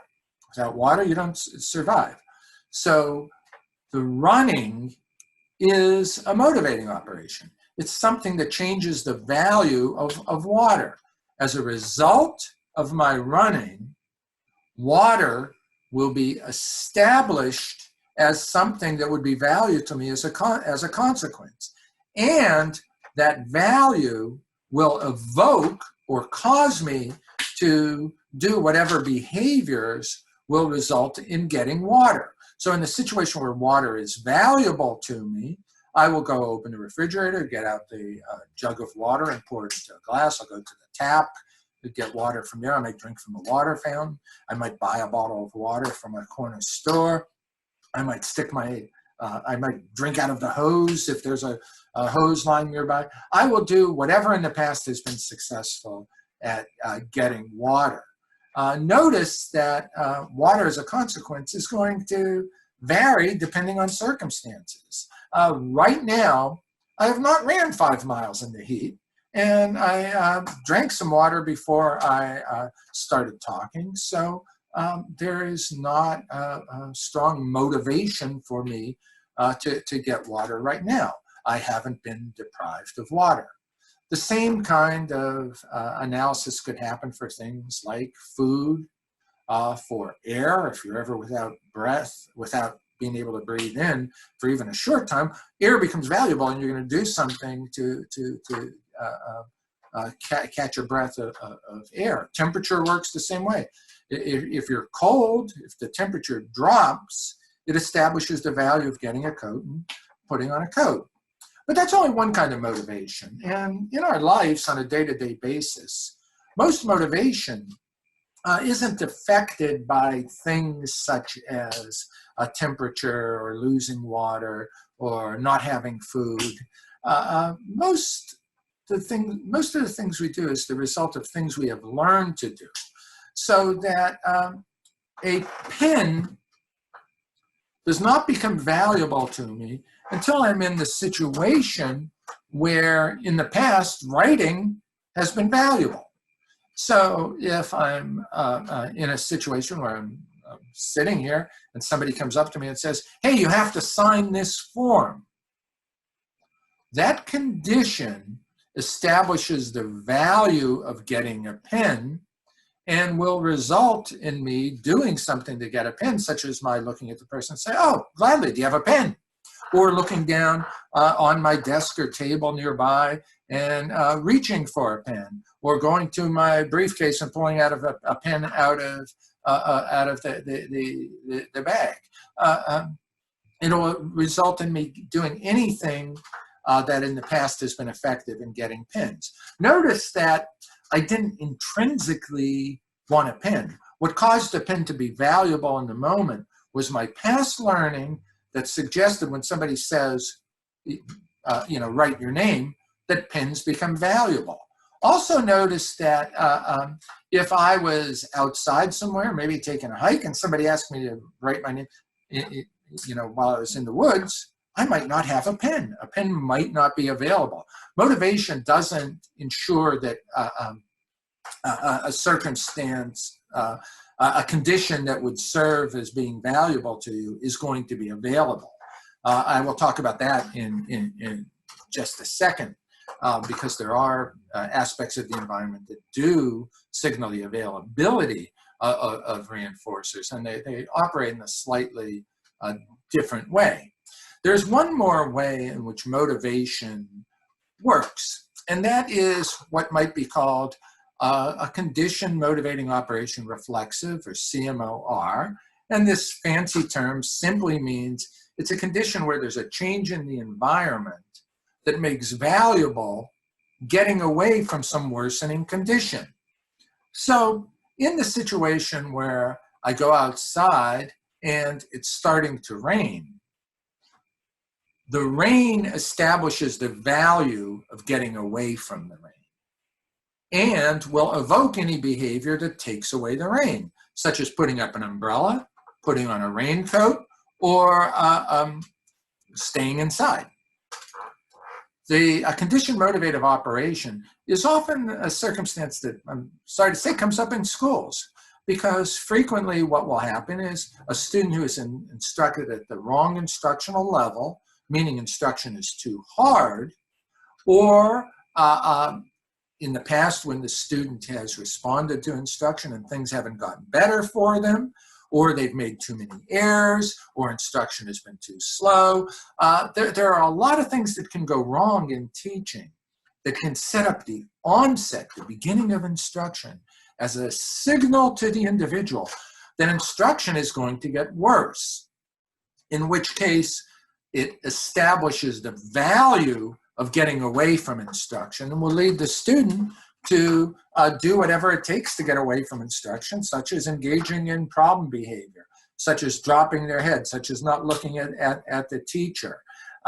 This kind of motivating operation occurs too often in schools and can often be abolished or removed by adjusting instruction, providing a fast-paced pace of instruction, teaching in a way that the student makes less errors, and so forth. So in summary, motivation then is a change in the environment that establishes the value of some event. And if that event is of value, the individual is likely to do something to get it. Now, this explanation of motivation is really a very optimistic way of looking at things. It's optimistic in the sense that if we look at motivation as being something that is within the individual, intrinsic to their constitution or makeup in some ways, there's not much we can do about it. How do we get inside a child and establish the value of something that's inside them, or alter the value of something that's inside them? We can't. But if we look at the likelihood that a child's going to do something as being dependent upon how valuable that item is, we can manipulate circumstances so that I could give, if I want to teach a child how to ask for things, I could give the child a bowl of pudding and no spoon. When the child reaches for the pudding, I could prompt them to say spoon in order to get the spoon, because they're likely going to want the spoon to eat the pudding. If I want to teach a child to ask for a drink, the best time to do that might be when the child has just exercised or engaged in some vigorous activity that depleted them of water. It'd be a good time to teach water. I could teach asking for dollhouse furniture at the time I give the child a dollhouse with no doll furniture. This kind of analysis allows us to do something about motivation. As I said a minute ago, though, motivation isn't only about, or motivation deals with the value of an event, and it has an effect of making behaviors that have gotten that event to occur more likely. However, it doesn't mean that that event is necessarily available. I might be walking down the street and see a store that has a sale on some brand of sneaker I really would like to have, and then there's a for sale sign on this sneakers that show they are at a very good price, and I may want to buy those sneakers, and there's motivation for me to get them because I know my sneakers have been worn on the heel and are causing my feet to turn in, and there's motivation to buy sneakers. There's all these events that increase the value of getting sneakers, including the price tag. And I go to open the door to go into the store, and there's a sign closed. The closed sign is what might be called a delta, an S delta, a stimulus delta. It's a signal that reinforcement is not available. But if the storekeeper flips the sign and now it says open, open is something that is to be discriminated. Open, I can obtain the reinforcer. The consequence that will match where my motivation lies. So that if I am working with a student, and I'm teaching them to look at something such as this device and look at it, and when they see it, say phone, this item becomes discriminative for the availability of reinforcement if the child says phone. This is not discriminative for the response cup. Cup would not result in the right consequence in the presence of this item. A discriminative stimulus is basically a part of the antecedent that signals the availability of reinforcement, because in the past, in the presence of that antecedent, engaging in the behavior has resulted in good things. In the presence of this and saying phone, people have said, yeah, it is the phone. Yeah, I got a phone. Yeah, and talking about the phone, and good stuff has happened when I've called it a phone. My calling this a giraffe has not resulted in good things in the past, and I'm unlikely to call it a giraffe, because this is discriminative for the response phone and not for a whole range of other responses. Discriminative stimulus also relates to the issue of getting cooperative learners. As a teacher, I want to establish myself as something that the child's going to attend to, because in the past, when they've responded to my interaction with them, good things have happened. So that seeing the teacher is basically like an open sign on the store. It allows the student to see that things are going to get better if I interact with them. The last part of the antecedent condition you may hear about in this training is the idea of prompts. Prompts are part of the antecedent that make sure a behavior will occur so we can make good things happen once the student engages in the appropriate behavior.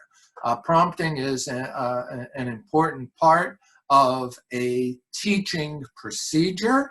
It is a way of systematically arranging things so that the child will engage in appropriate responses. So the child who might not know what this is, but who has been taught to say phone when I say phone, I may use a prompt in the antecedent condition, holding this up and saying, hey, what is it? Phone. The child says phone in the presence of this, then I could rub their heads or say, yeah, it's a phone, or somehow otherwise make things better when they say phone. Now, of course, if we use prompts, we have to get rid of the prompts. So I might come back a little later and say, what is it, without the use of the prompt. In other words, telling the child what to say in that circumstance. Consequences for behavior that you may hear in this at this conference in various sessions include a key concept called reinforcement. Reinforcement is something that happens after a behavior. It's part of the environment. It's an environmental change that occurs after a person does something that makes it more likely that the person will do that same thing in future circumstances. So that with this particular pen, the first time I got this pen, I did this, and the pen came out. Pushing the button resulted in the tip of the pen coming out. That is a consequence that's better for me because I can now write. If this were a pen that worked by twisting the bottom part, trying to push up here would not be a reinforcing consequence. I would have to twist in order to get the reinforcer of the pen coming out. Behaviors such as advancing the slide on the screen. If I push the down button on my keyboard, the slide will advance. Pushing the escape button is not going to advance the slide. So pushing the down button is reinforced by the change in the environment of the screen changing. Almost all the behaviors that we regularly engage in are the result of things getting better for us after we do them in a systematic way. And that is the principle of reinforcement. Reinforcement in so many ways makes the world go around. Nobody, as I might have suggested earlier, does things very long in which things don't get better for you. If things get better for you, you're more likely to do that thing. I don't get in the car and tap on the ceiling to try to make the car go. I start the car, I press on the gas pedal. Why? Because in the past when I did those things, the car actually moved. I don't try to open doors by throwing things at the door. It's not an effective way of opening the door. My behavior of turning a knob or opening the latch will open the door. That's effective, and it has resulted in the good thing of the door opening. That's how reinforcement works. It also works for behaviors that are a little more subtle. For instance, on language. I already mentioned that in the presence of this, my saying phone is likely to result in listeners responding appropriately to me, making things better for me.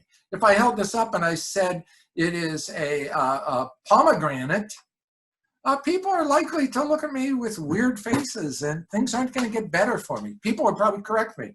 They'd probably say something like, why do you call that a pomegranate? It's a phone. You know, they're likely to correct me in some way. Reinforcement always is a circumstance in which things get better for you after you do something. And as a result, you're more likely to do that. There are two ways in which things can get better for you in a general sense. There's positive reinforcement, in which something is added. So I do something and somebody gives me something, or I get something, or some change in the environment occurs that is an addition. So this is positive reinforcement. I want to write with the pen. I push the button and the tip appears. It wasn't there before. Positive reinforcement could be, I say, somebody asks me, what is it? I say cup, and somebody gives me a little tickle or a piece of candy. That's something added that increases the likelihood I'm going to say cup in the presence of this. There's also a kind of reinforcement, however, that is a little confusing, called negative reinforcement. In negative reinforcement, things are still getting better for me, but they're getting better for me after I do something because something is taken away. In the presence of, let's say, somehow there has been a damage to my roof that I was unaware of. There's a squirrel up there messing with the shingles or something. And I'm sitting here and the drip from the hole in the roof starts hitting my head.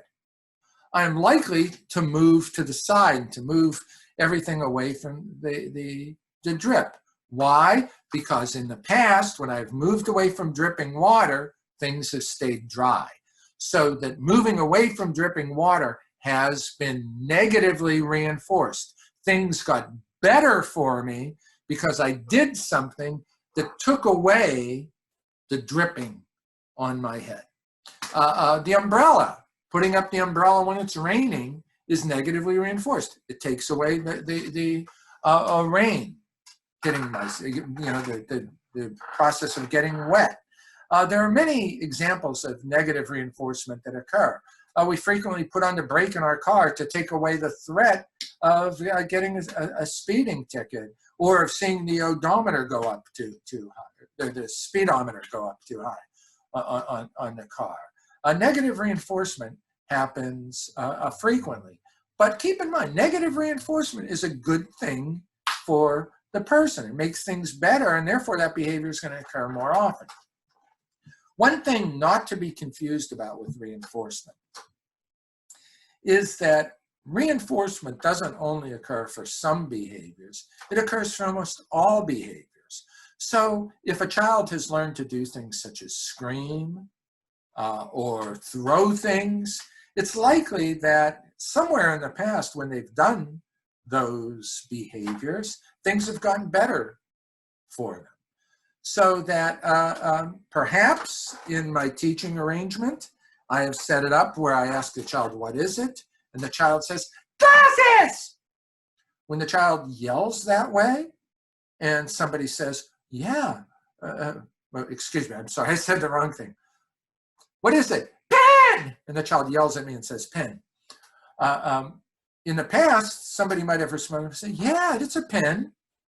And they reinforced the child for saying pen, but things also got better as the child screamed. And how did things get better? Well, maybe as a result of screaming, the person's less likely to interact with the child than before. So it could be a little bit of negative reinforcement, or the child got something for saying pen in that tone. That makes it more likely, if things got better for the child after they screamed, that they're going to be more likely to scream in the future. One of the big challenges of managing problem behavior is being able to figure out what are the consequences that are making it better for the child to engage in problem behavior. There will be sessions in this conference that deal with that. Tim Vollmer will be talking about issues related to reducing problem behavior that are related to determining what reinforces problem behavior. Okay, another consequence in terms of behavior analysis that could occur is punishment. Punishment occurs after a behavior and makes it less likely that a behavior will occur.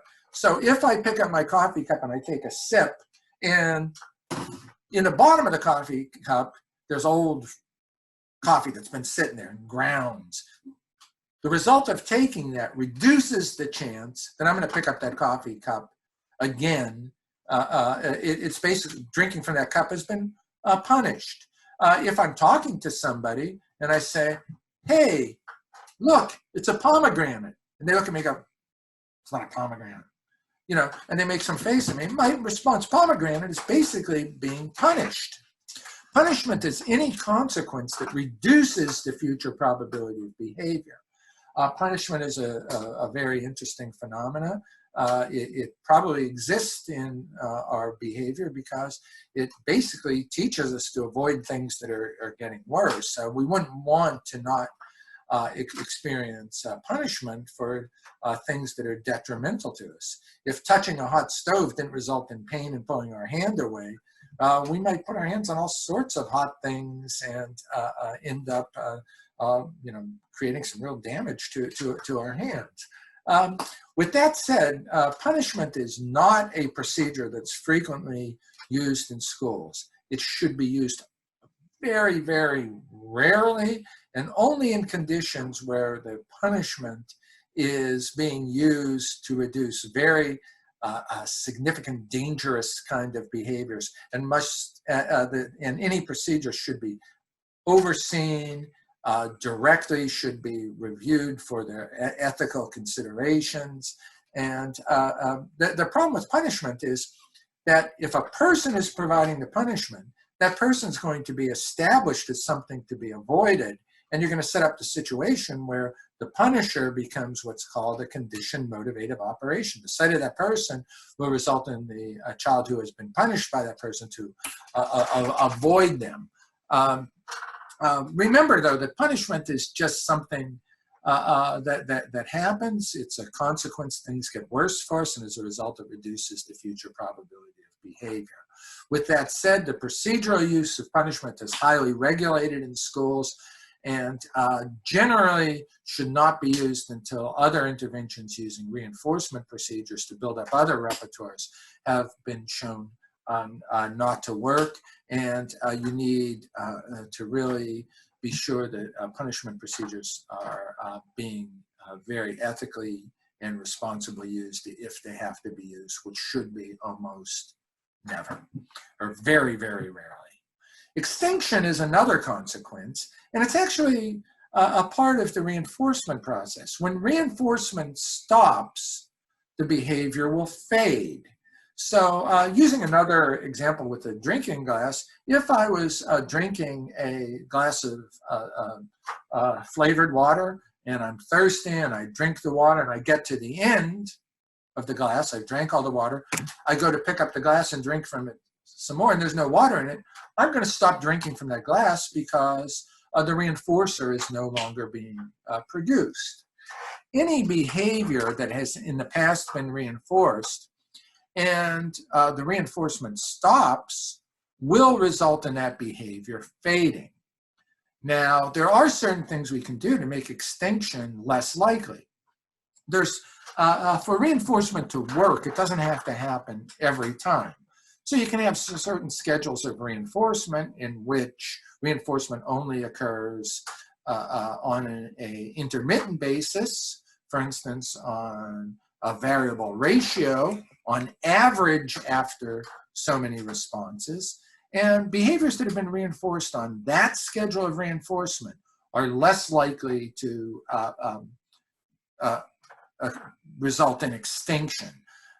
So that if I'm engaging in a behavior and every once in 5 times good things happen, I'm going to keep doing that behavior longer when reinforcement stops than if I had been reinforced every time.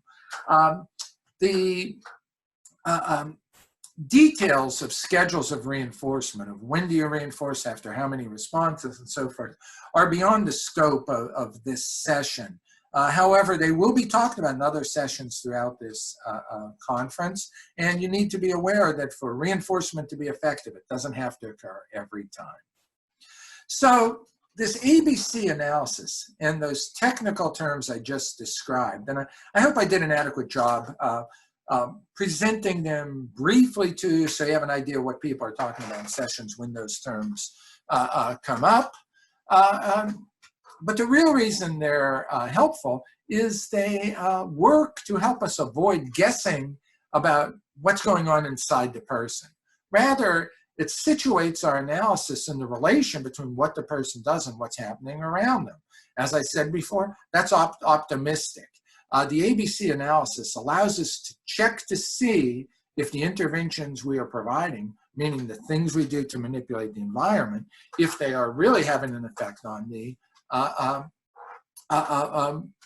behaviors that we're concerned about, those adaptive things we want the child to do to help them become more independent and able to cope with life. So, in practical terms, what are some of the educational implications or applications of providing interventions using ABA, Applied Behavior Analysis? Well, there are several in school situations. One would be manned training. And I'll talk in depth about manned training in a little while. But manned training is the process by which we teach a child to ask for something they want. In the condition where something is motivating, the child wants something because of a change in conditions that made that thing valuable, we teach the child to say the name of the thing in order to have that thing directly given to them. It's a practical way of looking at how do you teach a child to make requests, to ask for what they want.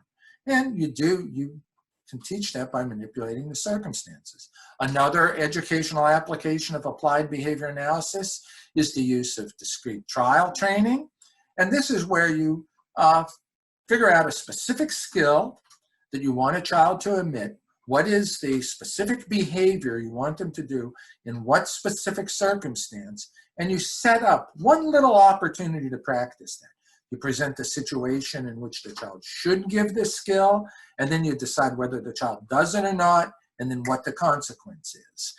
Discrete trial instruction has been shown to be a very effective way of getting skills into a child's repertoire. Now, anytime you use a discrete trial instruction, you also have to plan for how you're going to make that skill to be useful in other circumstances. And sometimes you have to, once the child can do the skill, practice using the skill in situations where they're really going to need it. Discrete trial training can involve teaching techniques such as errorless teaching, making sure that the child learns something without making errors. Errorless teaching involves the careful use of prompts. So if I'm teaching the child to follow the direction, touch your nose, I'm going to first teach it with something the child can already do. If the child can imitate me, I'm going to give the direction this way. Touch your nose, and then show them what they're to do. And then I'll fade my prompts. Touch your nose, and have the child do it independently. But in errorless teaching, I'm going to use prompts carefully to make sure the child doesn't make errors. Errorless teaching has been associated with quicker rates of acquisition of skills and lower rates of problem behavior.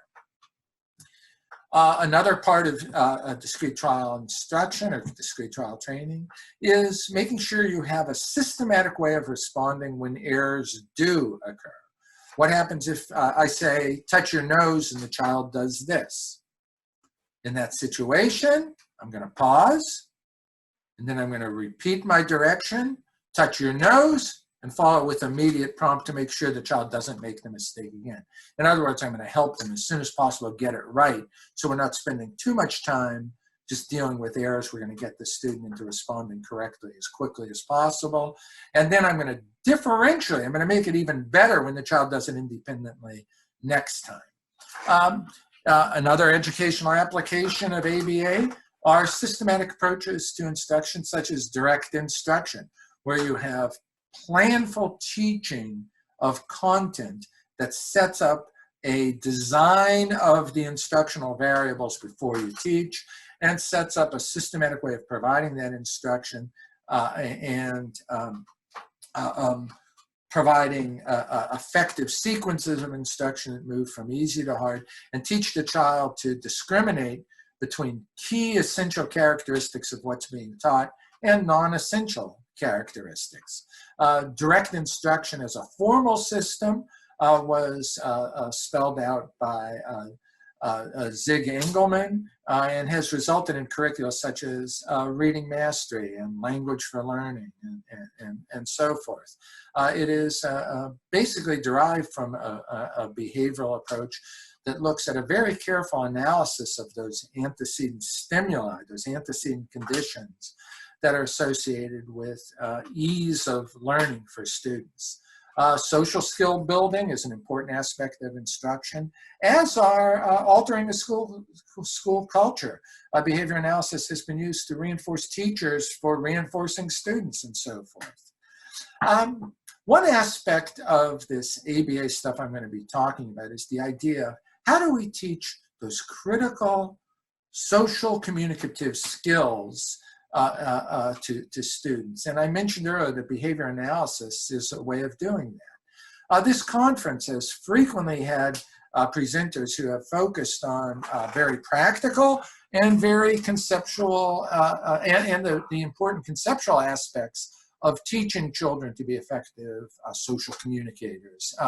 The three people presented in this picture are some of the giants in the field who have helped us develop effective teaching procedures. Dave Palmer, Jack Michael, Mark Sundberg, they are leaders who have provided some clear guidance on this approach.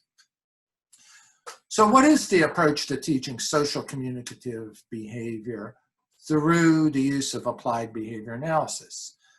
Typically, what is done is we use what's called an analysis of verbal behavior.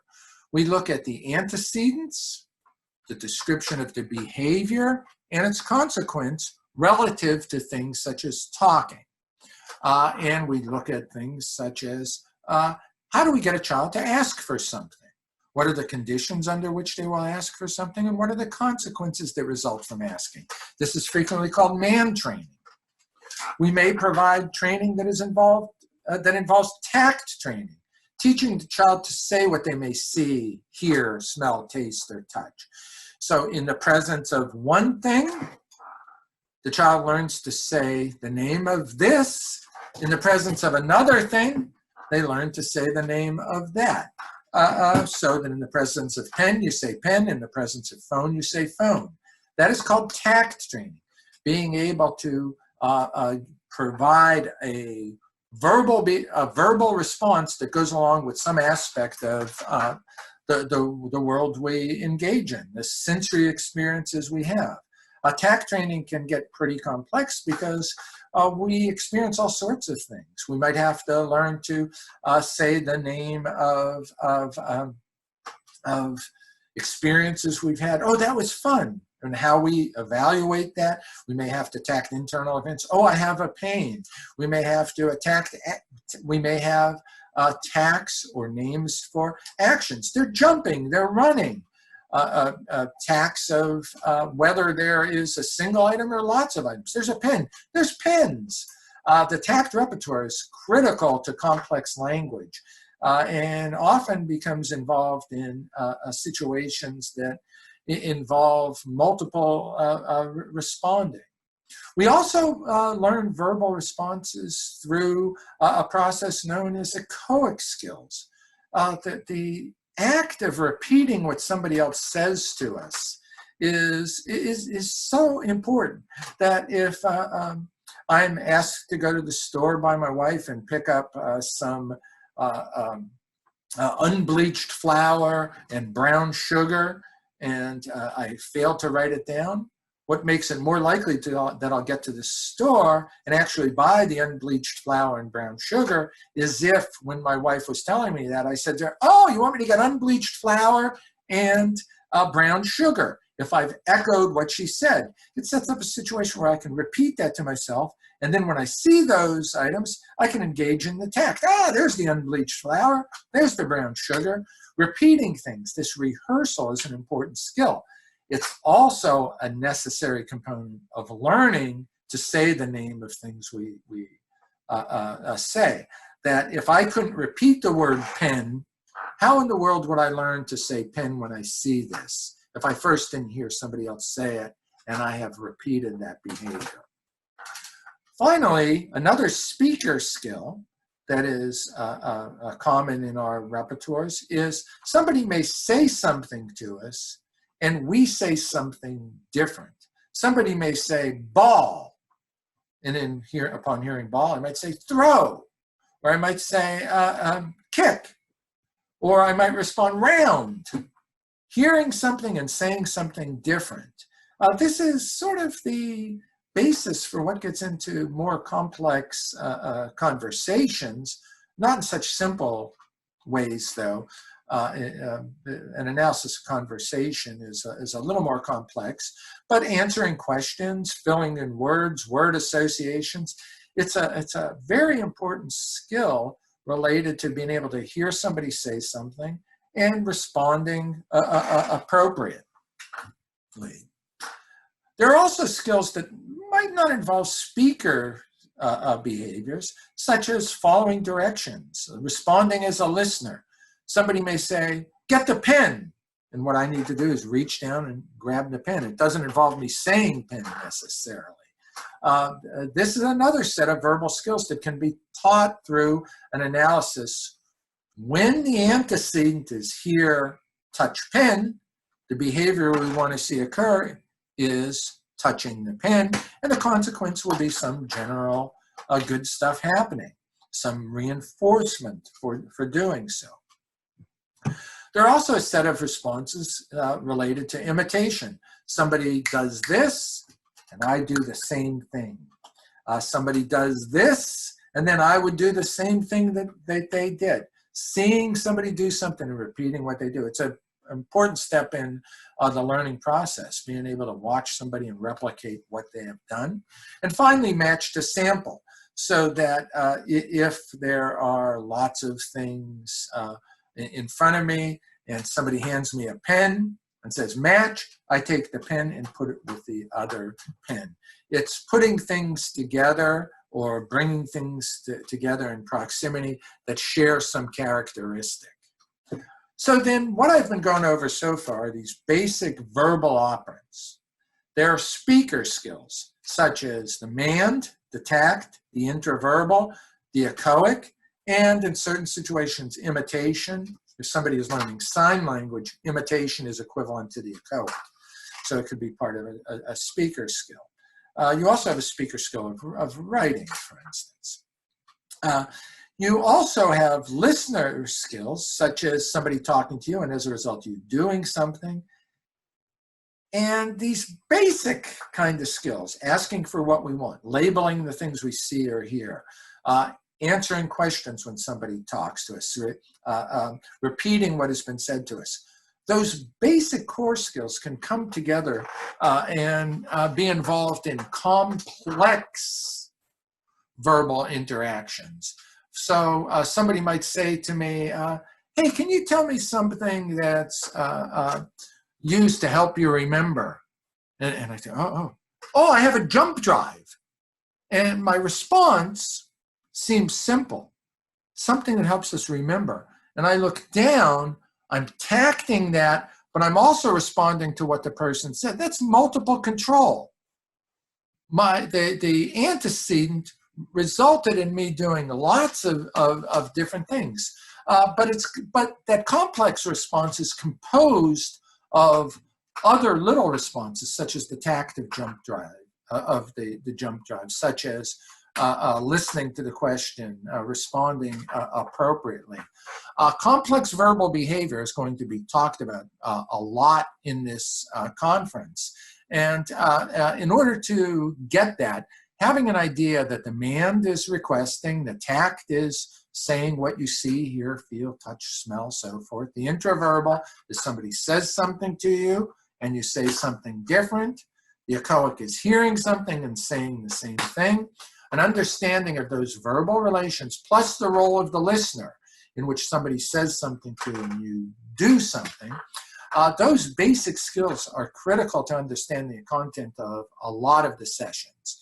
I'm now going to show another video that will go over those terms of the verbal relations in a video description and show some examples of this with children.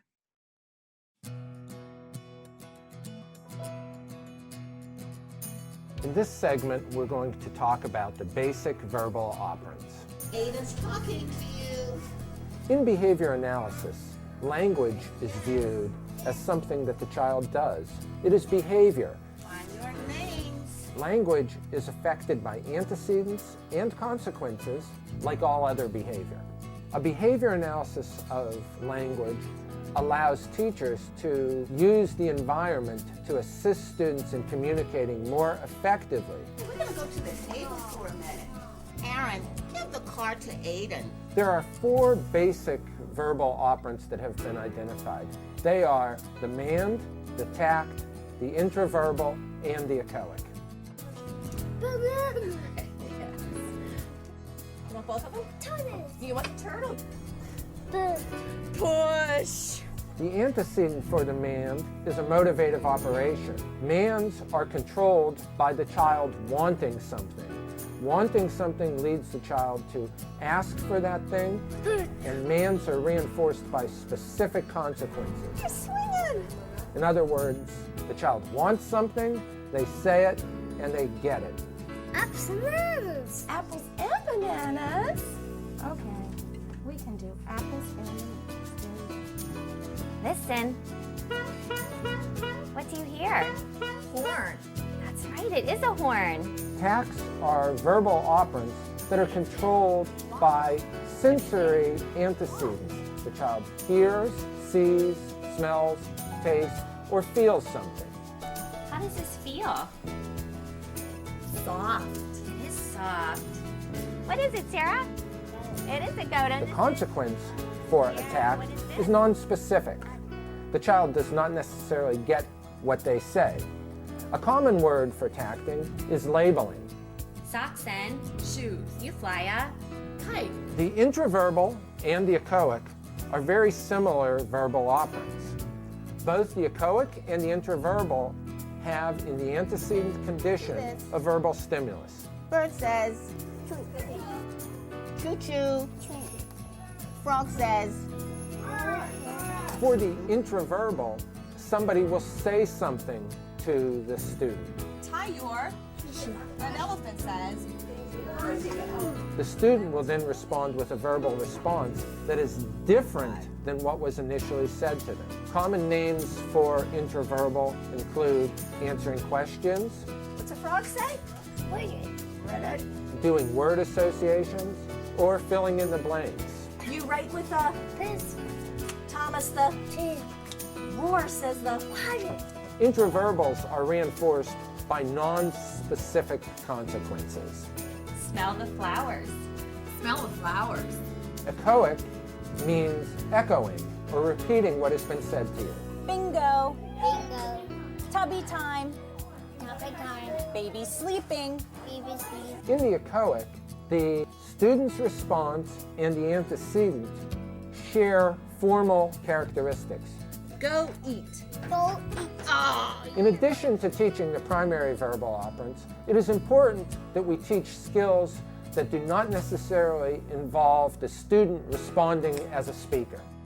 The other operants that we focus on teaching include listener responding, imitation, and match to sample.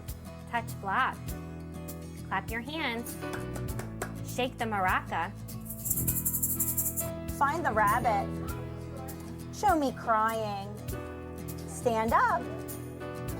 Show me jumping. Sit down. Point to the flowers. Show me sneezing. Good job. In listener responding, the student behaves as a listener. The antecedent for listener responding is a verbal stimulus. Clap your hand. Rub your belly. The student then responds by engaging in nonverbal behavior. Listener responding means following directions. Do this. Do this. Do this one. Imitation is a key operant for students. Learning to do what other people do is a central part of almost all learning. Do this. Do this. Do this. Do this. In imitation, the antecedent is a nonverbal stimulus. In other words, somebody does something. The student responds by doing the same thing. Do this.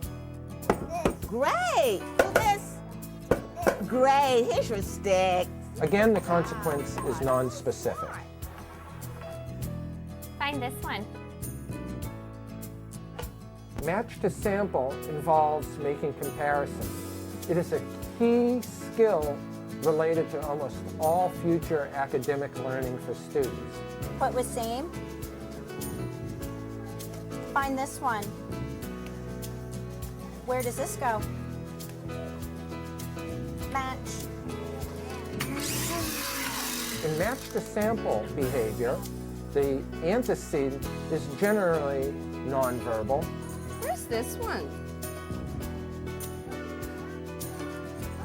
I got it. A common name for match to sample is matching, bringing two things in proximity that share some property. Find the one like this. Try this one. In order to communicate effectively, students must use all of the verbal operants. Bye! Bye-bye! Bye! For more information, visit the Patent website.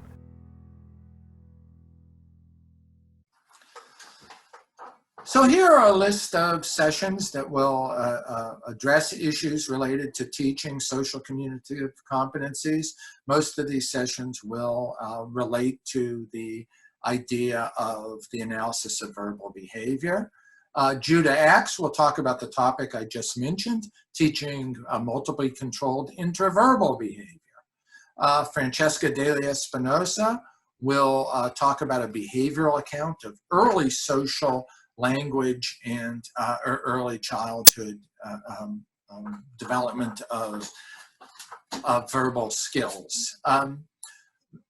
Session 14 will involve Vincent Carbone talking about how we modify primary results of our speech. And what this basically means is that sometimes we may say things like a coffee cup, but we may modify how we say that. We may say something like, that's a coffee cup, or look, a coffee cup.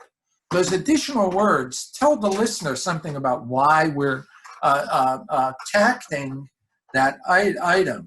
That analysis is pretty complex, interesting, and has a large range of implications for teaching children with autism. Dr. Carbone really is one of the premier people for guiding interventions related to language development, and it's been an honor to have him at this conference so many years. I consider Dr. Carbone a friend and a mentor. I strongly recommend his session. I believe it's going to be quite helpful to us in understanding some complex behavior relations. Session 19 is a session in which myself and Tanya Brown from the Pennsylvania School for the Deaf, we will provide a tutorial in basic sign language. The reason for this session is that some children have difficulty acquiring echoic responses. They can't repeat accurately what other people said. And in such cases, often augmentative communication is helpful. And one of the ways of providing augmentative communication is through the use of sign language. And the session will provide a tutorial of somewhere around 150 different vocabulary words, and it'll include opportunities for you to practice when you're watching the session. David Roth, a colleague of mine and a student of B.F. Skinner's, not directly, of course, David's too young for that, but he is a Skinner scholar, I would say. He's also a consultant with our efforts here at Patton. He is going to be talking about the origins of Skinner's analysis of stimulus control and its importance for teaching basic and complex skills, particularly related to verbal behavior. David's talks are always interesting. We also have with us at this conference Doug Greer from Columbia University, and he is going to be talking about the issue of what's called bidirectional operant naming, in which a child, they may acquire the tact of an item, and then they can respond as a listener without formal training. And he is going to be talking about how there are certain skills that, if they are learned, increase the likelihood of the child becoming able to demonstrate skills in a generative kind of fashion without directly being taught. It should be an interesting session. Doug Greer has written a book on the analysis of verbal behavior. He is a key figure in the field for sure. Tom Rathkos will also be talking about issues related to complex verbal behavior and understanding our successes and errors when analyzing complex verbal behavior and multiply controlled behavior. Tom Rathkos teaches at Beery College in Georgia and has an interest in complex language. It should be an interesting session. Kylan Turner will be presenting at this session at our conference as well. She is from Simmons College. And she is going to be talking primarily about how caregivers can expand the use of language in children with autism using an analysis of verbal behavior. I will also be presenting a session on a similar topic to Kylan. I think we'll be presenting some divergent kind of content, but hopefully complementary. And I'll be talking about ways of building communication skills at home. Per Holt, a fantastic presenter and researcher and interventionist from Norway, will be talking about the idea of what kind of examples should we be using when we're teaching of verbal skills and other skills. What constitutes an effective exemplar? Per Holt's talk I have heard presented at the Association of Behavior Analysis International's conference, and it's such an honor to have him at this conference, and as a critical talk in terms of helping us look at what are some of the parameters of instructional design. David Palmer is a friend of our conference and is one of the premier analysts and people who work at a conceptual level based on science. It's always an honor to have Dr. Palmer at this session, and he is going to be talking about extending the analysis of verbal behavior beyond the primary operant classes that are discussed in basic training procedures. His talks are always interesting and quite engaging. So now I'm going to go over some teaching principles that are important to this conference. One set of teaching procedure, as I mentioned earlier, is MAND training. How do we establish the verbal operant class of a child emitting a response to get direct reinforcement in the condition when they want something, they ask for it, and they get it. A MAND, in common terms, is considered a request or asking for something. It could be a question, it could be inquiring, or it could be commanding or demanding. The MAND, as a verbal skill, specifies the reinforcer. So if I want a pen, I say pen, and I get the pen. That is a direct reinforcer. In a situation where I'm asking a question, and I ask somebody, "What's going on outside?" and they say, "There was a parade." Well, what is the direct consequence of my asking what happened outside was the verbal behavior, the information of hearing a parade. It is a direct request for somebody to say something directly. They're all MANDs, and MANDs have as their antecedent the primary condition of motivation, wanting something. I want to know what's going on outside.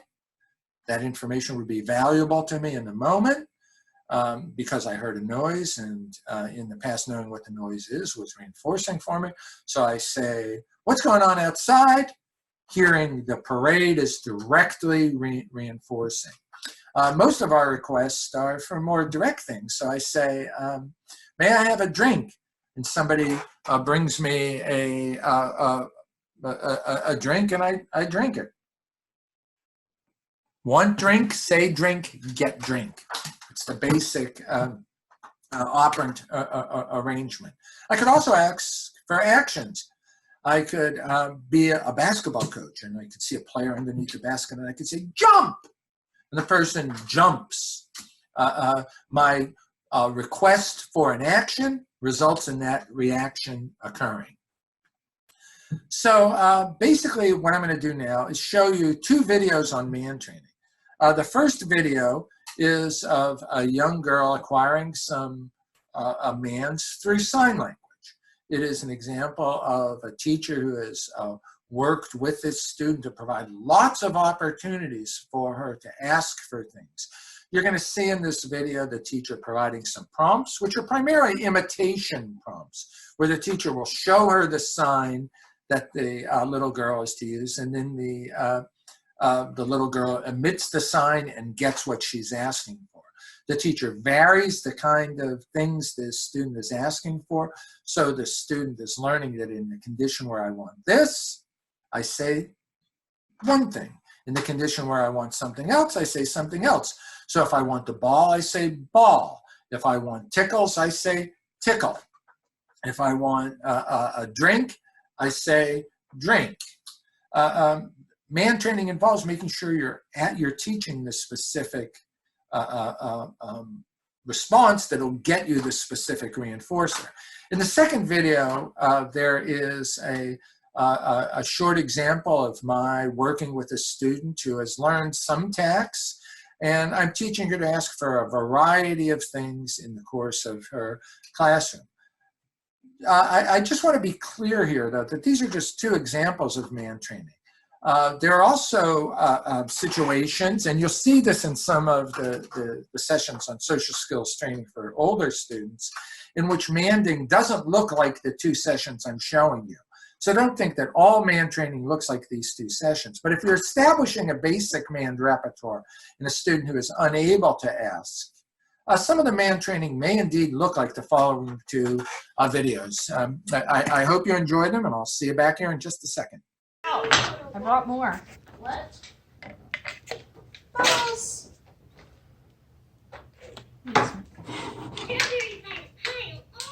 Slide.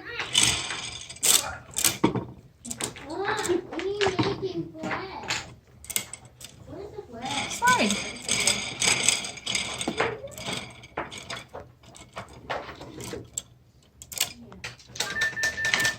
I know they all have to be over.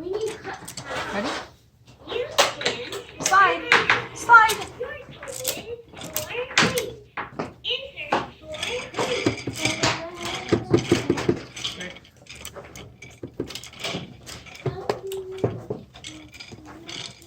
Bella.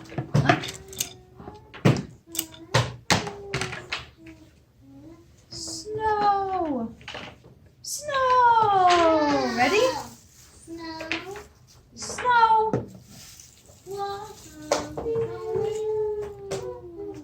Ready, hands. Do this one. Snow. Go ahead, your turn. There. Snow. The rollers are all put together. Here, you need your cutting board. Snow. Snow.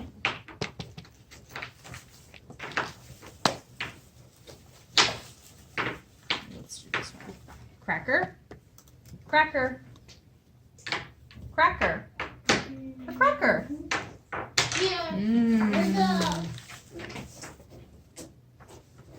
Cracker. Cracker. What do I get next? What is that? You can eat it. The cucumber. What is it? One for me. Snow.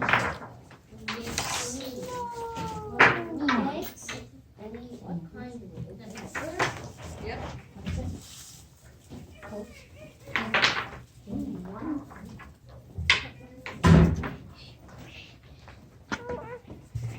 One more snow. One more snow.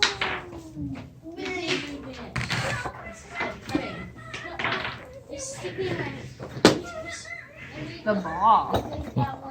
And the spider. Ball. Ball. For me. I'll eat those. Spider. Alright. Spider.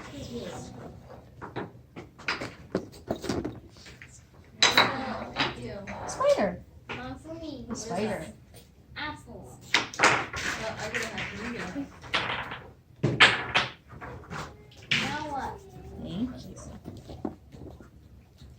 Bubbles. Here they come. And one cow. Bubbles. There's no What's that? Strawberry. Strawberry. Strawberry heart. Bubbles. Uh-oh. Bubbles. Me. What's that? Banana. candy.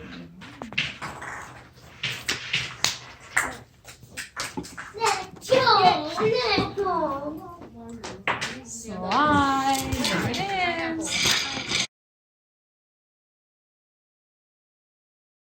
Head pat. Head pat. Head pat. Head pat. Head pat. Scream. Ba.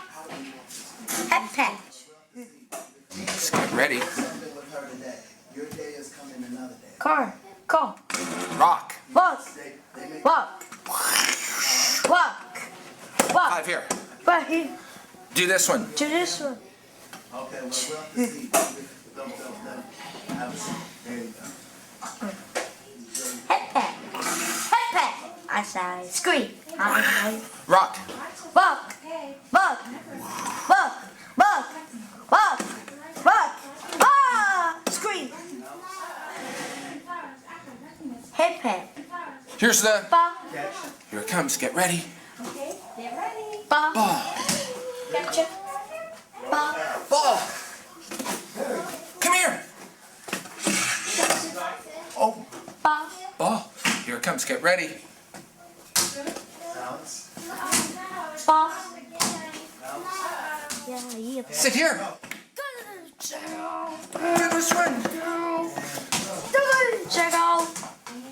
Scream. Rock. Walk. Walk. Okay, well, we'll have to see. Have a seat. Rock. Walk. Walk. Walk. Walk. Yeah. Okay, move your chair here.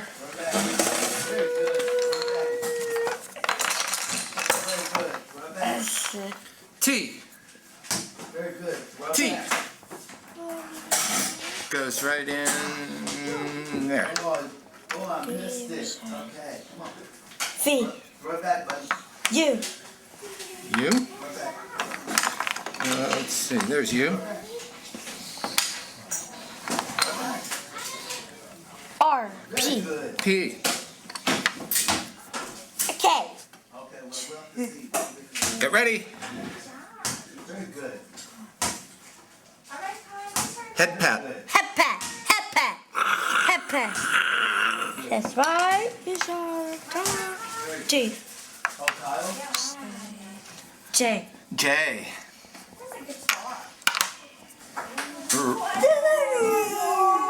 Rock. Walk. Walk. Scream. Head pat. Head pat. Head pat. Head pat. Wait, ready hands. Go ahead. Do this.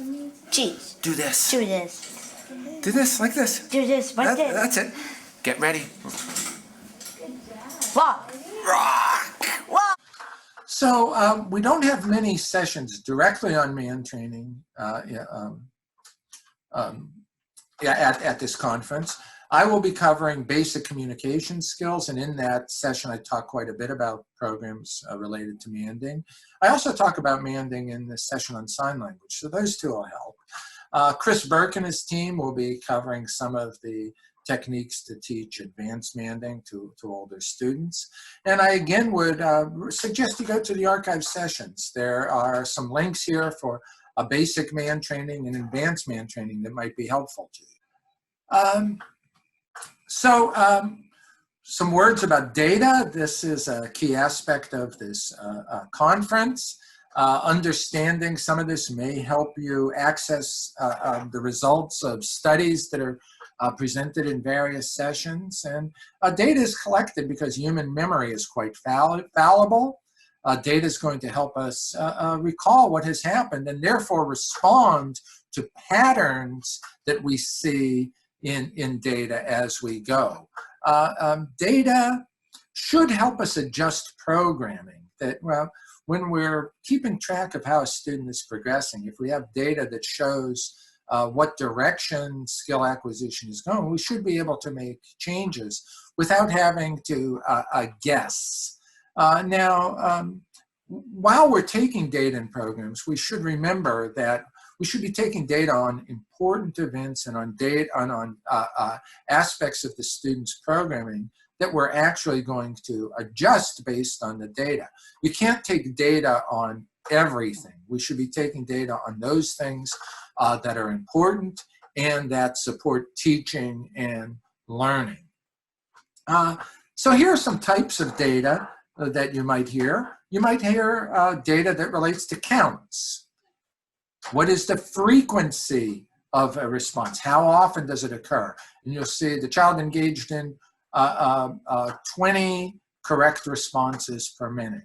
The child engaged in problem behavior, such as aggression, 4 times over a period of time.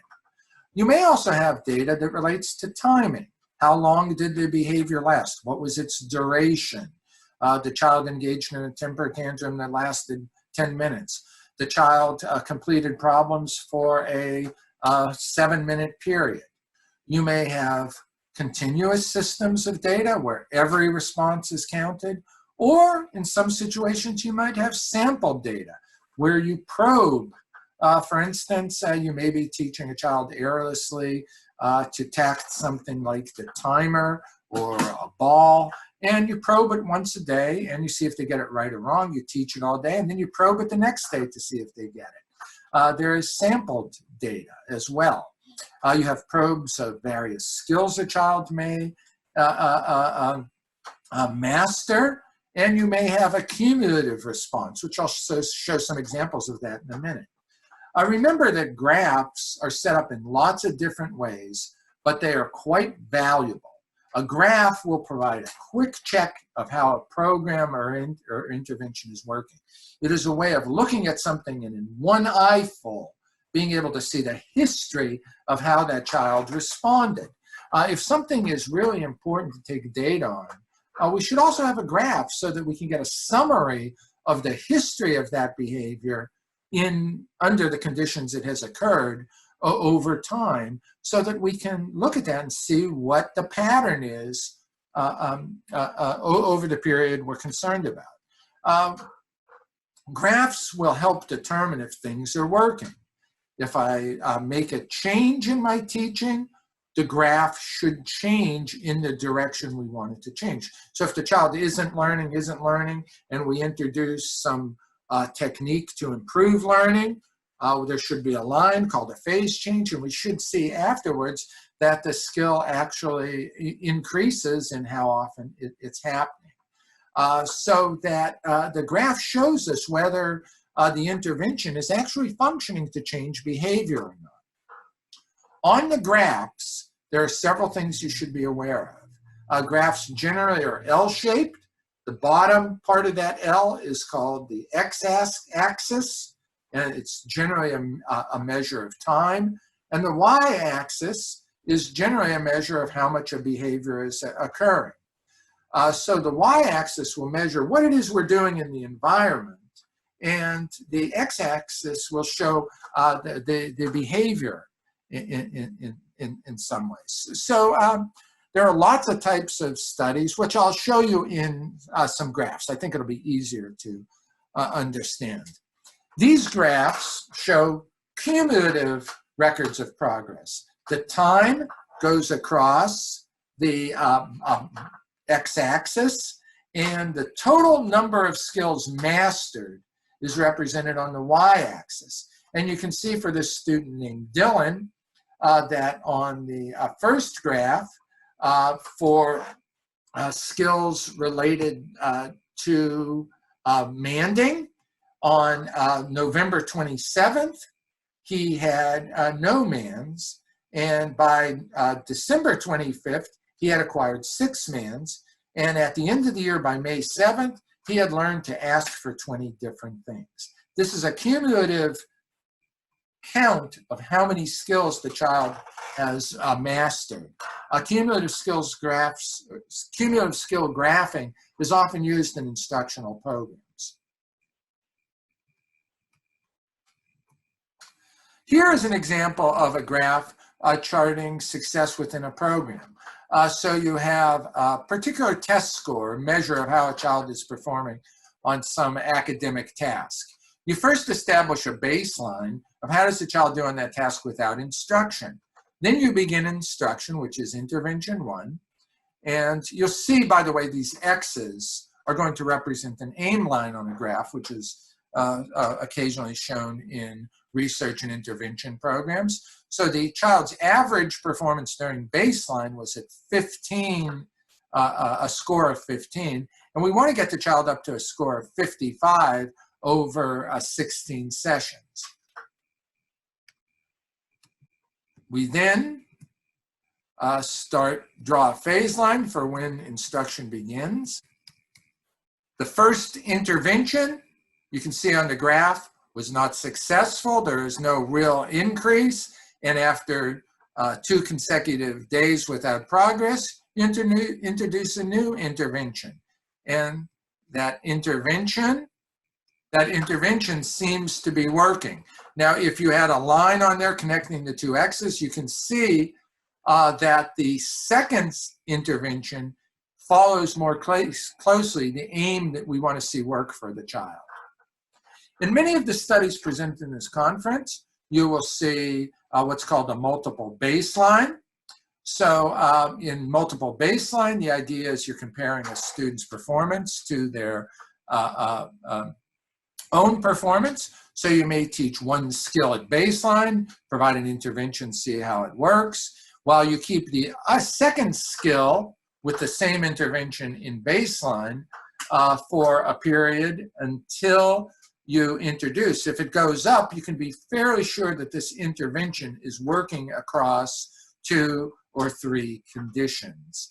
It allows comparison of some baseline condition and shows that the change in functioning only occurs when you introduce the intervention. It's one way of charting a student's progress for a particular intervention across skills.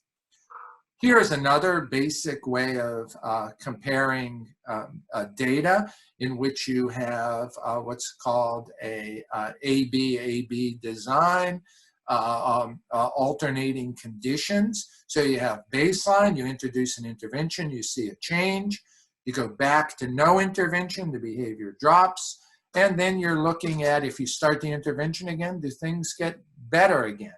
It's a way, again, of showing that what's controlling the response is the intervention and nothing else. That is a very, very brief overview of data. I really didn't do justice to it. Hopefully each session will provide some description of what they're showing in the data. Other types of things that will be discussed in this conference will be issues related to treatment fidelity and staff training.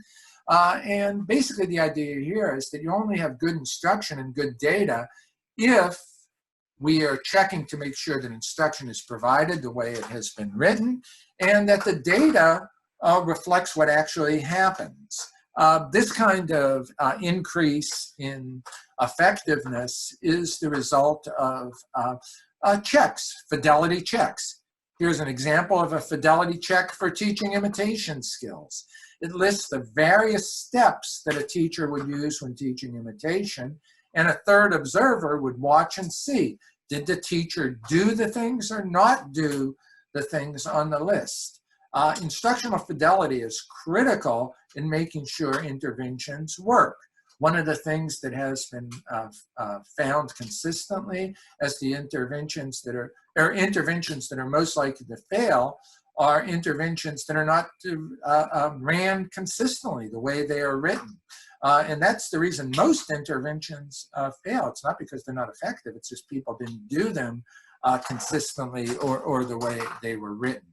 Without treatment fidelity or checks on data to determine that the data is reliable, you may run into problems of not being able to interpret the data, or a child might not be making progress. And the reason for that is because either the data or the intervention is not being run the way it's supposed to be run. Okay, so your data is important. Teaching verbal skills are important to get those social communicative competencies going. But directly teaching social skills is also an important part of autism interventions. Most social skills will involve communication. So everything I've talked about teaching verbal skills is a subcomponent of social skills. But you'll need other interventions, such as teaching the child to use language under the right conditions, teaching peer-to-peer manding so the child has learned to interact with peers, not only with adults, teaching the child how to respond to social considerations in things such as job interviews, or learning to discriminate when a person is joking and when they're not joking. And these interventions need to be designed artfully so that we're teaching the child to be responsive to the current situation and not responding rotely. It takes teaching a child through lots of different examples that actually get across the social skill that is necessary. There'll be quite a few sessions on social skills training in this conference. Ami Klin will be talking about early eye contact and its importance in developing later social reciprocity. He will also be talking about other early markers of development that relate to social responding for infants and children. Ami has been at this conference multiple times and always provides a really beautiful analysis that touches on so many important considerations related to early development and the nature of autism. In session 18, I'm proud to say that two consultants from our efforts at Patton will be presenting on teaching social skills to students who have developed social competencies. So how do you teach social skills to children who have developed a wide range of verbal skills already? Kristen and Christina present a very strong session. It should be fun to watch and very valuable. Ryan Delaney and Jessica Stampler are also consultants with the Autism Initiative. They will be providing some very interesting interventions related to teaching early social skills in children who are just acquiring some of the verbal competencies, and that session is well worth a viewing as well. While I mentioned problem behavior several times in this session, I didn't cover it in depth, and I won't be talking in depth about it in this process, but there will be multiple sessions at the conference that talk about reducing problem behavior. Our hope is that most of the sessions are going to focus on how to reduce problem behavior by teaching skills. One thing we found out over the years is that good instruction, well-designed instructional programs often reduce a lot of problem behavior that students may exhibit. The other aspect of effective problem behavior management is making sure that you have interventions that are derived from what's called a functional analysis or functional behavioral assessment, in which there is an approach to identifying what are the consequences that maintain problem behavior. This is an important part of effective behavior management, and there are sessions that will be covering these approaches. As I mentioned earlier, Tim Vollmer will be talking about what are the impediments to effective treatments to reduce problem behavior. My colleague, a friend, and a key person in the field of autism interventions will be presenting on ways of managing behavior at home for parents that result in an enjoyable and safe home and community life. Amiris is without doubt a person who, from her own personal experience, and especially from her strong professional competencies, is in a unique position to provide parents with some sound advice that is tied to clear science and methods that work for children. I think if you're a parent and you're concerned about problem behavior, it'll be a very important session to access. My friend and colleague, Willow Hosella, will be talking about a topic I mentioned just a little while ago, the role of appropriate instruction in reducing problem behavior. how do we go making sure that our teaching is most likely to reduce the occurrence of problem behavior? I think you'll find that session very helpful, particularly for teachers. There are also sessions at this conference that will relate to a functional approach to teaching critical life skills and activities of daily living. Becoming toilet trained, for instance, is something that predicts life outcomes, that individuals who fail to become toilet trained have significantly worse outcomes in general than if they are toilet trained. So learning learning how to teach critical activities of daily living are important and critical. Safety skills, how to help a child remain safe in a variety of situations is important. Barry Morgenstern, also somebody who has been at our conference a number of times, will be presenting on toilet training. I just mentioned how important that skill set is, and Barry will be, he's a very engaging presenter and works from a strong scientific approach. I think his session should be very helpful. Jonathan Amy is a precision teacher who works out of the Pittsburgh area. I was lucky enough to meet Jonathan at a conference we both presented at about 1.5 years ago in Florida. And he is going to be talking about ways of teaching fluent and effective motor skills that lead to generality for students with autism. What are some practical ways of teaching a child to develop the discriminated motor movements that are important for all sorts of skills? I believe that session should be very valuable. If you are a parent of a child with autism, you realize that frequently issues related to sleep are common in children who are said to have autism. Kylan Turner will be presenting a session on behavioral interventions to address sleep problems. We're very glad that Kylan has agreed to do this session for us, and it should be important, one for parents who are faced with this important issue. There will be sessions on transition programming at this conference. So as children enter middle and high school, we need to be planning for their transition to life and career opportunities and post-secondary educational opportunities. There'll be quite a few sessions on these issues.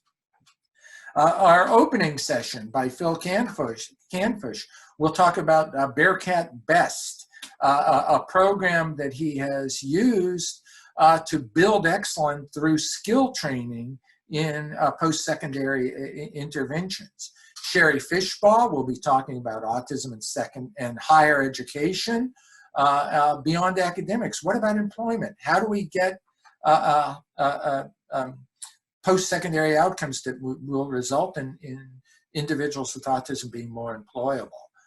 Tina Lawson and Kristen Starosa, colleagues of mine at Patton, will be talking about planning for graduation and beyond, and issues related to that in secondary high school programs. They are both excellent presenters, and we're proud to have them present that session. My colleagues, Carrie Collins, Lindsay Nance, Jolynn Jackson, and Aaron Shields will also be talking about issues related to transitioning to adult living and how it is incorporated into effective high school programming. It should be a very helpful session. There are also sessions that are geared specifically to the other end of the age range, which is early intervention. Francesca Daly Espinoza, somebody who has frequently been at our conference and has provided some amazing and wonderful sessions. We'll be talking about a behavioral account of early social and language development, as I mentioned earlier. Erin Barton will be talking about play skills and increasing play complexity. Jeanette Newman and Melanie Palacia will be presenting on a local implementation of a project impact in terms of infant-toddler early intervention. There will also be sessions on team training. Jolynn Miguel Ampero and the session by Miguel Ampero I mentioned earlier. I also mentioned Jonathan Ivy's session. They'll all be related to establishing better team functioning in educational programs. And Sam will be talking about using evidence-based practices to enhance e-learning tools for practitioners of children with autism spectrum disorders. There are 2 sessions on legal issues. Perry Zerkel, a friend of this conference, will be presenting on legal issues for students with autism spectrum disorders. It's always an honor to have Perry present at this conference. And Bruce Tenor will be presenting on a review of due process outcomes in Pennsylvania across a number of years. It's a very well done a summary that will talk about some of the issues related to quality interventions as they are reflected in legal decisions. There will be sessions at this training that are guided and set up directly to influence the skills of speech and language providers. Actually, there are 4 specific sessions that are of great value to speech and language therapists here at the conference, as well as anybody interested in the acquisition of social and communicative competencies. Tammy Casper will be presenting on establishing and extending vocal responding. How do you get those echoic responses going for students who can't emit them? Tammy is a long-term clinician, an educator, and strong behavior analysis. We're honored to have Tammy at our conference. Heather Forbes is a former consultant with the Patent Autism Initiative who is now in a PhD program at Kansas. She will be presenting on a collaborative model to improve augmentative and alternative communication for students with autism. I'm looking forward to that session. It'll be good to see Heather. And then the consultants who are involved in Patent's Autism Initiative and who are behavior analysts and also speech and language therapists will be presenting 2 sessions on teaching echoics across age levels, and also a session for teaching better speech skills in the home directed for parents. I also want to highlight certain special topics presented in the conference. Our friend Charles Catania, a giant in the field, will be talking about the case histories in the union of basic and applied research related to behavior analysis and pertinent to the history of the field and in interventions.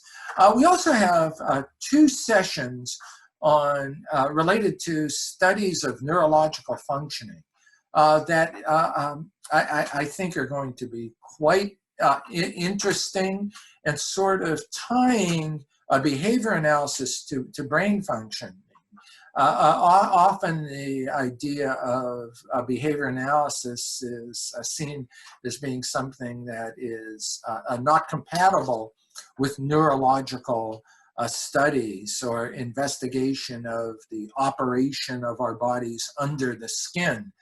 Francesco De Sale is a premier researcher and will be presenting a special panel on the interface of neuroscience and behavior analysis, along with commentary by Dr. Vince Carbone and David Palmer. It should prove to be a very seminal session, an advanced session, but very much worth hearing. Francesco De Sale will also do an extended session on the relation between brain function and intraverbal skills. Any of you who have seen previous sessions by Dr. De Sale at the conference realize that he has demonstrated functional MRI studies showing the relationship between brain function and the primary verbal operants. His analysis of the intraverbal involves a more complex analysis, and I'm really excited to see that session. Finally, there is a special topic that I'm extremely proud to see occurring at the National Autism Conference.